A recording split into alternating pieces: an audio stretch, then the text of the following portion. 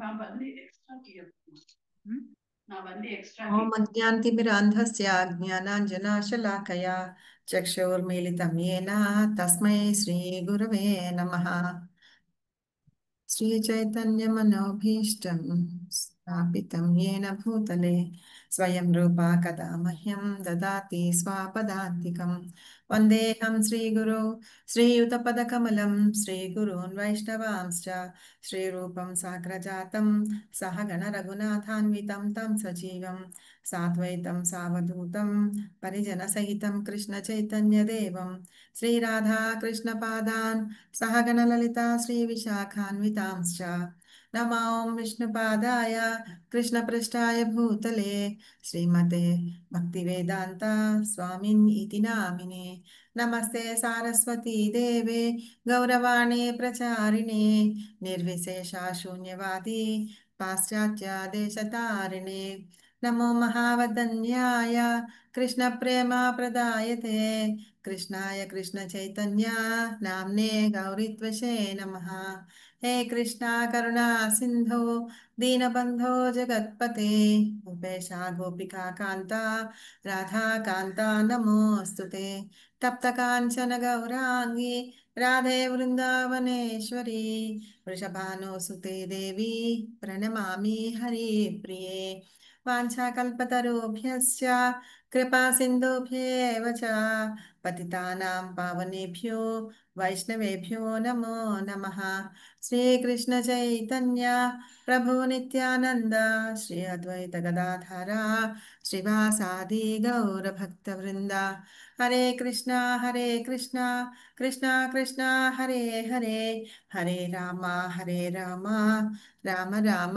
हरे हरे जय जय श्री चैतन्य जय नित्यानंद जय अद्वैत चंद्र जय गौर भक्त वृंदा नमो ओम नमो भगवते वासुदेवाय ओम नमो भगवते वासुदेवाय ओम नमो भगवते वासुदेवाय मूकं करोति वाचालं पङ्गुं लङ्घयते गिरिं यत्कृपातमहं वन्दे श्रीगुरुं दीनतारिणं परमानन्दमाधवं శ్రీచైతన్య ఈశ్వరం.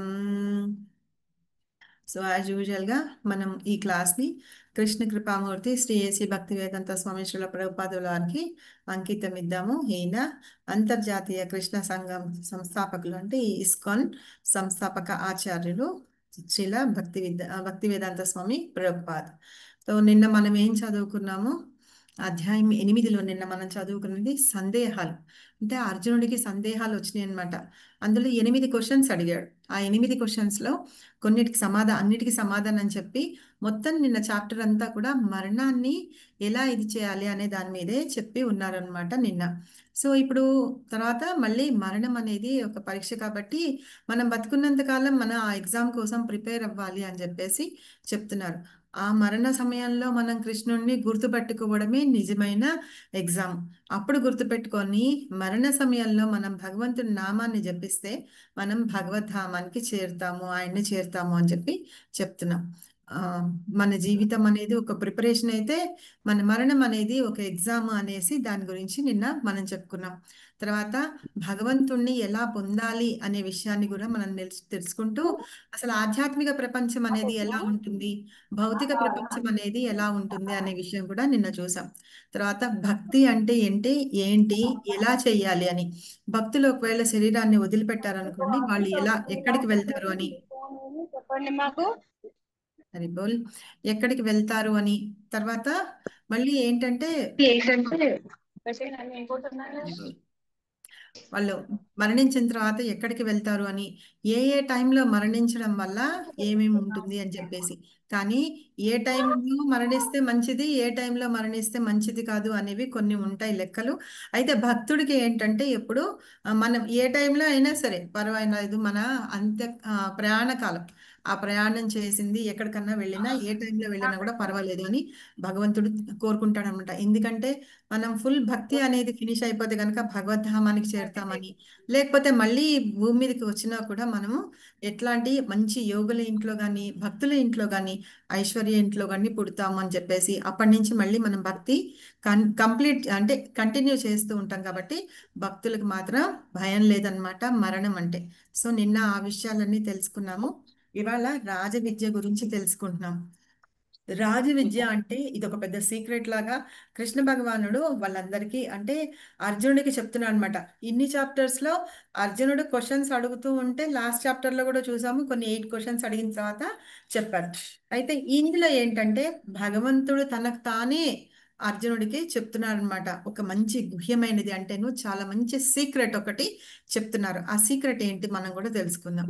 అయితే ఈ చాప్టర్ లో మనం చదువుకునేది ఈ 4 పాయింట్స్. ఒకటి జ్ఞానము, ఊహాతీత సంబంధాలు, తర్వాత అర్చన చేయ చేయాలి ఎలా చేయాలి అనే విషయాన్ని, భక్తి యొక్క మహిమలు ఏంటి అని చెప్పేసి విషయాల్ని తెలుసుకుందాం. ఫస్ట్ జ్ఞానం గురించి తెలుసుకుందాం. జ్ఞానం గురించి తెలుసుకునే ముందు మనం కొంచెం సేపు మాట్లాడుకుందాం. నేనే మిమ్మల్ని క్వశ్చన్స్ అడుగుతాను.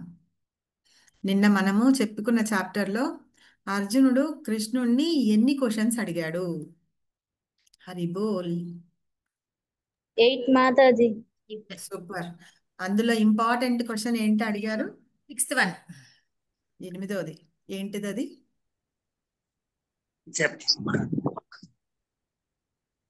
నిన్న చాప్టర్ అంతా దాని మీదే ఉంది. హౌ టు అటెండ్ గాడ్ అన్నది అది అరణ్య సమయంలో కృష్ణుని ఎలా స్మరించాలి? మరణ సమయంలో ఉమ్. మరణ సమయంలో కృష్ణుని ఎలా స్మరణ చెయ్యాలి అనే విషయాన్ని గురించి చెప్పుకున్నాం. అయితే అలా చెయ్యాలి అంటే ఏంటి? మనం జీవితాంతం భగవంతుని నామాన్ని స్మరిస్తూ ఉండాలి. దాన్ని ప్రాక్టీస్ చేయాలి. దాన్నే అభ్యాసం అంటున్నాం అన్నమాట. అలా చేస్తూ ఉండాలి. తర్వాత భూలోకం ఆధ్యాత్మిక లోకం ఎలా ఉంటుందో చూసాం కదా. వైకుంఠ లోకం ఎలా ఉందో చూసాం కదా. అక్కడ ఎంతమంది అందరూ ఒకేలాగా ఉంటారు, విష్ణుమూర్తి లాగానే ఉంటారు, చాలా ఆనందంగా ఉంటుందన్నమాట. సో ఇవన్నీ చెప్పిన తర్వాత అలా చేస్తే అలాంటి శుద్ధ భక్తి గురించి చెప్పుకున్నాం. అనన్యమైన భక్తి, శుద్ధ భక్తి, కేవల భక్తి, మూడు ఒకటే అని చెప్పుకున్నాం.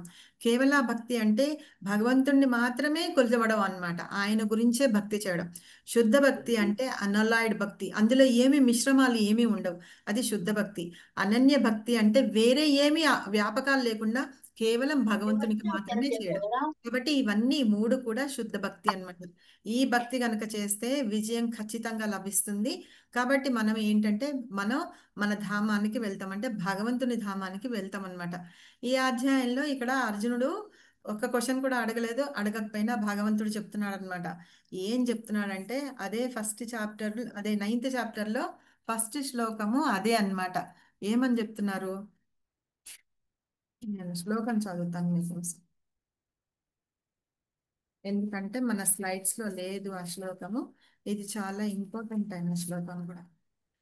శ్రీ భగవానువాచ ఇదంతు తే గుహ్యతమం ప్రవక్ష్యామ్య అనసూయవే జ్ఞానం విజ్ఞాన సహితం యజ్ఞాత్వా మోక్షసే శుభాత్. ఇందులో ఏంటంటే అనసూయవే అని చెప్పారనమాట. అదొకటి. అంటే అనసూయవే అంటే అసూయ లేకపోవడం అన్నమాట. అసూయ లేకుండా ఉన్న వాళ్ళకి మాత్రమే ఈ కృష్ణుని యొక్క జ్ఞానము అర్థమవుతుంది అని. తర్వాత ఇంకొకటి ఏం చెప్పారంటే ఆ 2 పాయింట్స్ ఎక్కడ ఉన్నాయి మనం స్లైడ్లో చూద్దాం.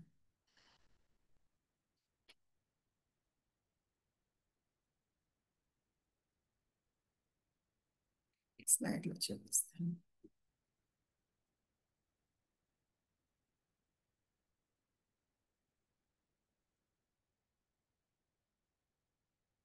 ఫస్ట్ పాయింట్ ఏంటంటే అనసూయవే, అసూయ లేకుండా ఉండడము. రెండోది ఏంటంటే విశ్వాసం ఉండడం అన్నమాట భగవంతుడి మీద. అయితే ఈ చాప్టర్లో మనము ఫస్ట్ నుంచి చాప్టర్లో మనం చదువుకుంటూ వచ్చాము, ఇప్పటి వరకు 9 కంప్లీట్ చేసుకున్నాం. ఈ చాప్టర్లో ఒక్కటి గుహ్యం అని ఎందుకు అంటున్నారంటే మిగతా ముందు చాప్టర్స్లో చెప్పిన దానికంటే చాలా అత్యంత రహస్యమైన విషయాన్ని ఇక్కడ భగవంతుడు చెప్తున్నాడు అనమాట అర్జునుడికి. సెకండ్ చాప్టర్ నుంచి 6th చాప్టర్ వరకు దేహము ఆత్మల వాళ్ళ వ్యత్యాసము అవన్నీ చెప్పారు. దాన్ని రహస్యం అన్నమాట. దాని రహస్యం అనుకుంటే ఇప్పుడు భక్తియుత సేవ ఎలా చేయాలి, కృష్ణుడితో మనకి ఎలా సంబంధం పెట్టుకోవాలి అనేది మనకి లాస్ట్ చాప్టర్లో అంటే 7, 8 చాప్టర్లో చెప్పారు. దాన్ని అతి రహస్యం అనుకుంటే అన్నిటికంటే రహస్యమైన ఇప్పుడు చెప్తున్నారనమాట. ఇది అత్యంత రహస్యమైనది. మనం ఇంగ్లీష్లో చెప్తాం కదా, గ్రేటెస్ట్ అని సూపర్లేటివ్ డిగ్రీలో ఉంటుంది కదా లాస్ట్ది, అట్లాగనమాట. అలాగా గ్రేటెస్ట్ అందులో ఇందులోది ఇది గ్రేటెస్ట్ అన్నమాట. అలాగా అత్యంత రహస్యమైన దీన్ని చెప్తాను అని. అది ఏంటంటే శుద్ధ భక్తి ద్వారా భక్తియుత సేవ చేసి కృష్ణుణ్ణి ఎలా పొందాలి అని, అప్పుడు కృష్ణుడు ఎలా మనతోటి ప్రతిస్పందిస్తాడు అనే విషయాన్ని ఇక్కడ రహస్యమైన విషయాన్ని, అంత గోప్యమైన విషయాన్ని అర్జునుడికి చెప్తున్నాను అనమాట. అయితే ఇందులో ఏంటంటే ఫస్ట్ శ్లోకాల్లో 2 పాయింట్స్ మనం ముఖ్యంగా అర్థం చేసుకోవాలి. అనసూయవే అన్నారు అంటే అసూయ లేకుండా ఉండడం అన్నమాట. రెండోది విశ్వాసం కలిగి ఉండడం. అంటే ప్రతి విషయం మీద మనకి విశ్వాసం అనేది ఉండాలి, అంటే నమ్మకం అనేది ఉండాలి. నమ్మకమే ఒక మనిషిని నిలబెడుతుందన్నమాట ఒక దాని మీద. ఇప్పుడు ఏది చేసినా సరే మన నమ్మకం లేకపోతే, అంటే భగవద్గీత మీద నమ్మకం లేదనుకోండి మనం చదువుకోం కదా, అలాగే ఇప్పుడు ఒకళ్ళు ఎవరైనా బార్బర్ షాప్కి వెళ్ళారనుకోండి, అతని చేతిలో కత్తి ఉంటుంది, అతను తీస్తూ ఉంటాడు, కానీ ఎక్కడ కట్ చేస్తాడో అని తెలీదు. అయినా సరే మనం నమ్మకం అన్నమాట, అతను మనల్ని కట్ చేయడు, ఎక్కడ జాగ్రత్తగా మనకు కావాల్సిన పని చేస్తాడని. అలాగే ఒక డాక్టర్ దగ్గరికి వెళ్తాం, ఆపరేషన్ ఏదో కావాలి, ఏమైనా చేయించుకోవాలంటే అతను ఎవరు తెలీదు, ఏమీ తెలీదు, ఇలా సర్జరీ చేయాలి అంటే మనం వెళ్తాం, మొత్తం మన శరీరాన్ని ఆయనకి సరెండర్ చేస్తాం అన్నమాట. చేస్తే ఆయన మన శరీరాన్ని కోసి మనకు కావాల్సిన, అంటే ప్రాబ్లం ఏందో దాన్ని డిటెక్ట్ చేసి తీసి మనల్ని సవ్యంగా చేస్తారు. అంత నమ్మకము వాళ్ళ మీద పెట్టుకుంటున్నాం. అలాగే మనం రోజువారీ ప్రతి పనిలోనూ మనం ప్రతి దాని మీద ట్రస్ట్ చూపిస్తున్నాం కాబట్టే వెళ్తున్నాం. ఇప్పుడు ఇన్ని బస్సు యాక్సిడెంట్స్ అవుతున్నాయి, ట్రైన్ యాక్సిడెంట్లు అవుతున్నాయి, అయినా సరే మనం ఏమన్నా అనుకుంటున్నామా, ఈ బస్సు నువ్వు డ్రైవర్తో చెప్తున్నామా, మనము ఈ బస్సు నువ్వు జాగ్రత్తగా తీసుకెళ్తావు కదా, ఎక్కడ యాక్సిడెంట్ చేయకుండా అని చెప్పేసి అడిగి మనం ఎక్కుతున్నామా బస్సులో? హరిబోల్ కాదు కదా. నో మాతాజీ. ఆ, లేదండి. అడగట్లేదు. నమ్మకం. ఆ అదే నమ్మకం, అదే నమ్మకం. అలాగే ఎన్నో ట్రైన్ యాక్సిడెంట్లు అవుతున్నాయి, అమ్మో అన్ని ట్రైన్ యాక్సిడెంట్స్ అయినాయి కదా అని చెప్పి ఇది కూడా అవుతుందని మనం ట్రైన్ ఎక్కకుండా ఉంటున్నామా? లేదు కదా. అలాగే ఫ్లైట్స్ కూడా ఏవైనా సరే మనం వాడికి చెప్పట్లేదు కదా, పైలట్కి చెప్పట్లేదు, నువ్వు నన్ను మమ్మల్ని జాగ్రత్తగా తీసుకెళ్ళు, ఇదిగో నేను టికెట్ తీసుకున్నాను కాబట్టి నువ్వు జాగ్రత్తగా తీసుకెళ్ళు అని మనం చెప్పట్లేదు. కాకపోతే ఏంటంటే నమ్మకం, మనం ప్రయాణం చేయాలి కదా, అప్పుడు ఏదో ఒక సోర్స్ని తీసుకున్నప్పుడు దాని మీద నమ్మకంతో ఉంటాం. పదం పదం విపదం అని చెప్పి చెప్తారు భాగవతంలో. అంటే మనం వేసే ప్రతి అడుగుతోనూ ఏదో ఒకటి కష్టం ఉంటుంది, బాధ ఉంటూనే ఉంటుంది. అయినా సరే ఏంటంటే మనం జాగ్రత్తగా వెళ్ళిపోతూనే ఉన్నాం వాటన్నిటిని పట్టించుకోకుండా. ఇక్కడ నేను ఒకటి విశ్వాసం అనేది ఎలా ఉంటుందని ఒక స్టోరీ చెప్తాను మీకు. ఒక చిన్న పాప, 6 ఏళ్ల పాప ఫ్లైట్లో వెళ్తుంటుంది అనమాట. ఫ్లైట్లో ఎక్కుతుంది, అక్కడ మిగతా చాలా మంది కూడా ఉంటారు, వాళ్ళల్లో ఈ పాప కూడా ఒక ప్యాసింజర్ అనమాట. అయితే కొంతసేపు పైకి వెళ్ళిన తర్వాత, టేక్ ఆఫ్ అయ్యి పైకి వెళ్ళిన తర్వాత ఆ ఫ్లైట్లో ఏదో ప్రాబ్లం వస్తుంది అనమాట, టెక్నికల్గా ఏదో ప్రాబ్లం వస్తుంది, అది ఊగిపోతూ ఉంటుంది. అప్పుడు ఎయిర్ హోస్టెస్ వాళ్ళు చెప్తారు కదా, కెప్టెన్ వాళ్ళు చెప్తారు, మీరు జాగ్రత్తగా బెల్ట్ వేసుకొని కూర్చోండి, ఏం ప్రాబ్లం లేదు, మేము మిమ్మల్ని జాగ్రత్తగానే దించుతాము, ఇవి అవి అని చెప్తారు కదా, చెప్తారనమాట. మిగతా అందరూ ఎంత భయపడిపోతూ ఉంటారో, ఆ పాప మాత్రం తను తెచ్చుకున్న, అంటే చిన్నపిల్లలు వాళ్ళ డాల్స్ తెచ్చుకుంటారు కదా, బొమ్మలు టెడ్డీ బేర్స్ ఏవో పట్టుకుంటారు కదా, అది పెట్టుకొని చక్కగా కూర్చొని ఆడుకుంటూ ఉంటుంది అనమాట. అయితే ఆ పక్కన ఉన్న వాళ్ళు అడుగుతారు, ఇంతమంది ఇంతగా భయపడిపోకుంటూ అరుచుకుంటూ ఉన్నారు కదా, నువ్వెందుకు కొంచెం కూడా భయం లేకుండా ఉన్నావు, ఏంటి నీ ధైర్యం ఏంటి, ఇది అవుతుంది కదా అంటే, ఆ ఫ్లైట్ నడుపుతున్న కెప్టెన్ ఎవరంటే మా నాన్న అని చెప్తుంది. అంటే ఏంటంటే వాళ్ళ తండ్రి ఉన్నాడు కాబట్టి కూతురు గురించి క్షేమం కోసం ఆలోచిస్తారు అని చెప్పేసి ఆ నమ్మకం పాపలో ఎలా ఉంది చూసారా. అలాగే మనం అందరం కూడా భగవంతుడి మీద నమ్మకం పెట్టుకోవాలన్నమాట. ఇప్పుడు అక్కడ ఉన్న వాళ్ళందరికీ ఏమో నమ్మకం లేదు, వాళ్ళు తిట్టుకుంటూ ఉంటారు, ఇట్లాగా చేశారా అట్లాగా చేశారని. కానీ ఆ పాపకు మాత్రం వాళ్ళ నాన్న తీసుకెళ్తున్నాడు కాబట్టి జాగ్రత్తగానే తీసుకెళ్తాడు తను, కానీ ఆ విశ్వాసంతో కూర్చొని ఆడుకుంటూ ఉంటుంది అనమాట. మనం కూడా ఏంటంటే భక్తి అనేది చేస్తూ భగవంతుని మీద ఆయన చెప్పిన ఇన్స్ట్రక్షన్స్ ఏవేవైతే ఉన్నాయో, భాగవతం స్వయంగా భగవంతుడే అంటారనమాట. అలాగే భగవద్గీత మనకి ఆయన ఇచ్చిన ఇన్స్ట్రక్షన్స్ అవి ఫాలో అవ్వుకుంటూ మనం భగవంతుని మీద విశ్వాసం ఎప్పుడైతే పెట్టుకుంటామో మనం జీవితంలో మనం ముందుకు వెళ్తూ ఉంటామో అప్పుడు నిజంగా మన జీవితానికి సార్థకత అనేది లభిస్తుంది అన్నమాట. సో ఈ రెండు ల్యాక్ అవుతున్నాయి, అంటే ఈ రెండు లోపిస్తున్నాయి కాబట్టి మనం భగవంతుని మీద నమ్మకం లేకుండా ఉన్నాం. ఇప్పుడు అర్జునుడికి ఎందుకు చెప్పారంటే అర్జునుడికి భగవంతుడి మీద అసలు అసూయ అనేదే లేదు, ద్వేషాలు అలాంటివన్నీ లేవు, కానీ నమ్మకం, చాలా నమ్మకం ఉంది. అందుకనే అర్జున నేను నీకు ఈ విషయాన్ని చెప్తున్నాను అని అర్జునుడు అడుగుతాడు అనమాట. ఎందుకు ఇలాగ నాకే చెప్తున్నావు అంటే నీకు ఈ రెండు ఉన్నాయి కాబట్టి నేను నీకు చెప్తున్నాను అని చెప్తున్నారు. ఇంకొకటి మనము అసూయ అనుకున్నాం కదా, అసూయకు కూడా ఒక స్టోరీ చెప్పుకుందాం. మీరు అనుకోకండి స్టార్టింగే స్టోరీలు చెప్పేస్తున్నానని. ఇందులో కూడా ఒక స్టోరీ చెప్పుకుందాం. అసూయ అంటే నిజంగానే భగవంతుడి మీద అసూయ ద్వేషాలు ఉంటాయా ఎవరికన్నా అంటేను ఉంటాయి, చాలా మంది ఉంటాయి. మన పురాణాల్లో ఉన్నారు. మీకు ఎవరన్నా గుర్తొస్తున్నారా? కృష్ణుడు అంటే అసూయ ఉన్న వాళ్ళు ఎవరన్నా గుర్తొస్తున్నారా? దుర్యోధనుడు మాతాజీ. హిరణ్యకశిపుడు. శిశుపాలుడు శిశుపాలుడు ఇంకా కంసుడు, హిరణ్యకశిపుడు. కంసుడు శిశుపాలుడు కంసుడు, హిరణ్యకశిపుడు. జరాసంధుడు, దుర్యోధనుడు అండి. శకుని, సూపర్ గా చెప్పారు మాతాజీ, కరెక్ట్ గా చెప్పారు. దుర్యోధనుడు కరెక్ట్. దుర్యోధనుడు. అయితే అసూయ ఎట్లా అంటే ఇప్పుడు ఒక మనిషి ఎదురుకుండా ఉన్నారనుకోండి, వాళ్ళల్లో మంచితనం కనిపించదన్నమాట. మనకి ఎంత వెతికినా మంచితనం చూడకుండా ఎప్పుడు వాళ్ళలో ఉన్న తప్పులు మాత్రమే వెతుకుతూ ఉంటాం ఎల్లప్పుడు. సో అది మన మన ఒక మనిషి యొక్క వైఖరి అట్లాగే ఉంటుంది. వాళ్ళల్లో ఎప్పుడైనా మనకి మంచి చేశారు అంటే కూడా అది గుర్తుకు రావన్నమాట. వాళ్ళు చేసే తప్పులు గుర్తు వస్తూ ఉంటాయి. ఇంకా పైగా ఏంటంటే ఆ అసూయతోటి వాళ్ళు మంచి పనులు చేసినా చెడ్డగానే చేశారని పోర్ట్రే చేస్తూ ఉంటాం అనమాట. సో ఈ అసూయ ఉన్న చోట ప్రేమ అనే దానికే అర్థం అనేది ఉండదన్నమాట. కాబట్టి ఏంటంటే అసూయ అనేది చాలా చాలా భయంకరమైన విషయం. ఇది దుర్యోధనుడిలో ఉంటుంది, ఇందాక మాతాజీ చెప్పినట్టుగా. అలాగే ఇంకొకళ్ళలో కూడా ఉంటుంది. ఎవరని చెప్పారు? శిశుపాలుడు. శిశుపాలుడు ఏంటంటే భగవంతుడి మీద ప్రేమ లేదు. 24 గంటలు భగవంతుడిని తిడుతూనే ఉంటాడనమాట, ఏదో ఒకటిగా మాట్లాడుతూనే ఉంటాడు. అయితే అసలు అతను పుట్టినప్పుడు ఏంటంటే ఇలాగ మాట్లాడుతూ ఉంటే వాళ్ళ అమ్మ శిశుపాలుడి తల్లి వెళ్ళి అడుగుతుందన్నమాట, నువ్వు నా కొడుకుని రక్షించు, వాడిని క్షమించి వదిలిపెట్టు అని చెప్పేసి అంటే, సరే నేను చేస్తాను, కాకపోతే ఏంటంటే అతని 100 తప్పుల వరకు నేను క్షమిస్తాను, తర్వాత నేను ఊరుకోను అని చెప్పంటాడు. సో రాజసూయ యాగం చేస్తున్నప్పుడు ఎవరు చేస్తారు రాజసూయ యాగం?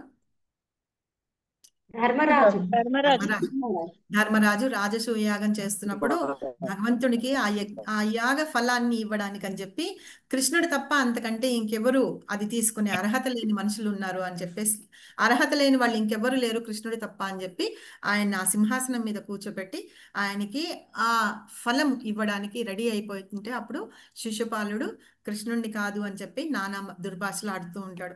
అలా ఆడినప్పుడు ఆయన లెక్క పెట్టుకుంటాడు, ఎన్ని మాటలు మాట్లాడుతున్నాడో అన్ని లెక్క పెట్టుకొని తర్వాత 101వ మాట మాట్లాడేటప్పటికి సుదర్శన చక్రంతో అతని తల నరికేస్తారనమాట. కాబట్టి ఏంటంటే మనం ఎప్పుడూ భగవంతుని మీద విశ్వాసం పెట్టుకొని ఉండాలి. చిన్న చిన్న విషయాలు ఇందాక మనం చెప్పుకున్నట్టుగా జీవితంలో ప్రతి విషయం మీద మనం విశ్వాసం ఉంటుంది. అలాంటిది స్వయంగా భగవంతుడే మనం భగవంతునిలో పార్ట్.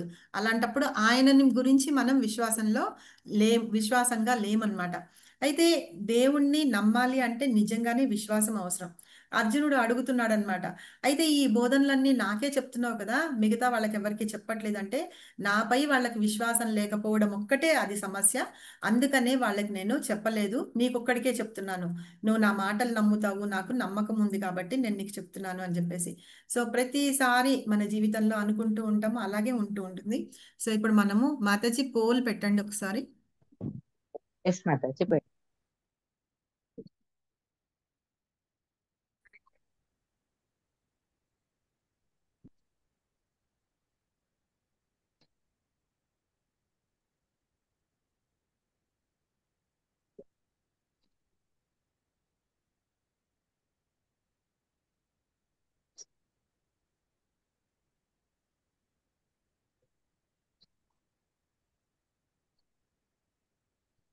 సో క్వశ్చన్ ఏంటంటే భగవద్గీత 9వ అధ్యాయంలో రాజవిద్య అంటే ఏంటి అని అడిగాను క్వశ్చన్.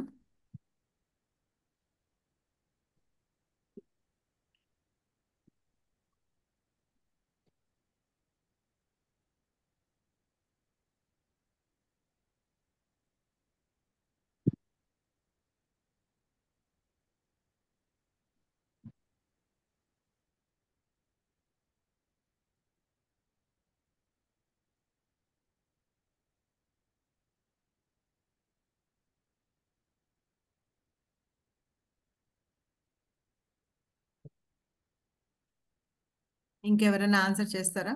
నేను కూడా చేశాను, పోల్ చేశాను నేను కూడా. సరే,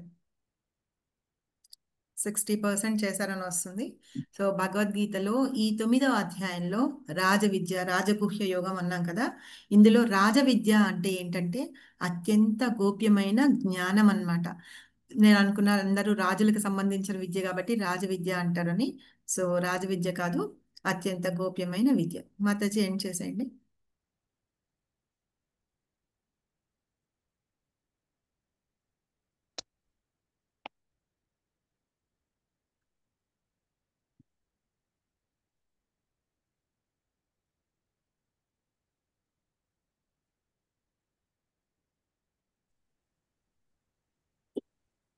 ఇప్పుడు రాజవిద్య అంటే తెలుసుకుందాము ఏంటి అనేసి. సో మనము శ్రద్ధతోటి చేయాలి అనుకున్నాం కదా. రెండో శ్లోకం వచ్చేసి, ఇది కూడా శ్లోకం పెట్టలేదు, నేను భగవద్గీతలోంచి చదువుతాను ఒక్కసారి, ఎందుకంటే మీకు అర్థమవుతుంది శ్లోకం చదివితే.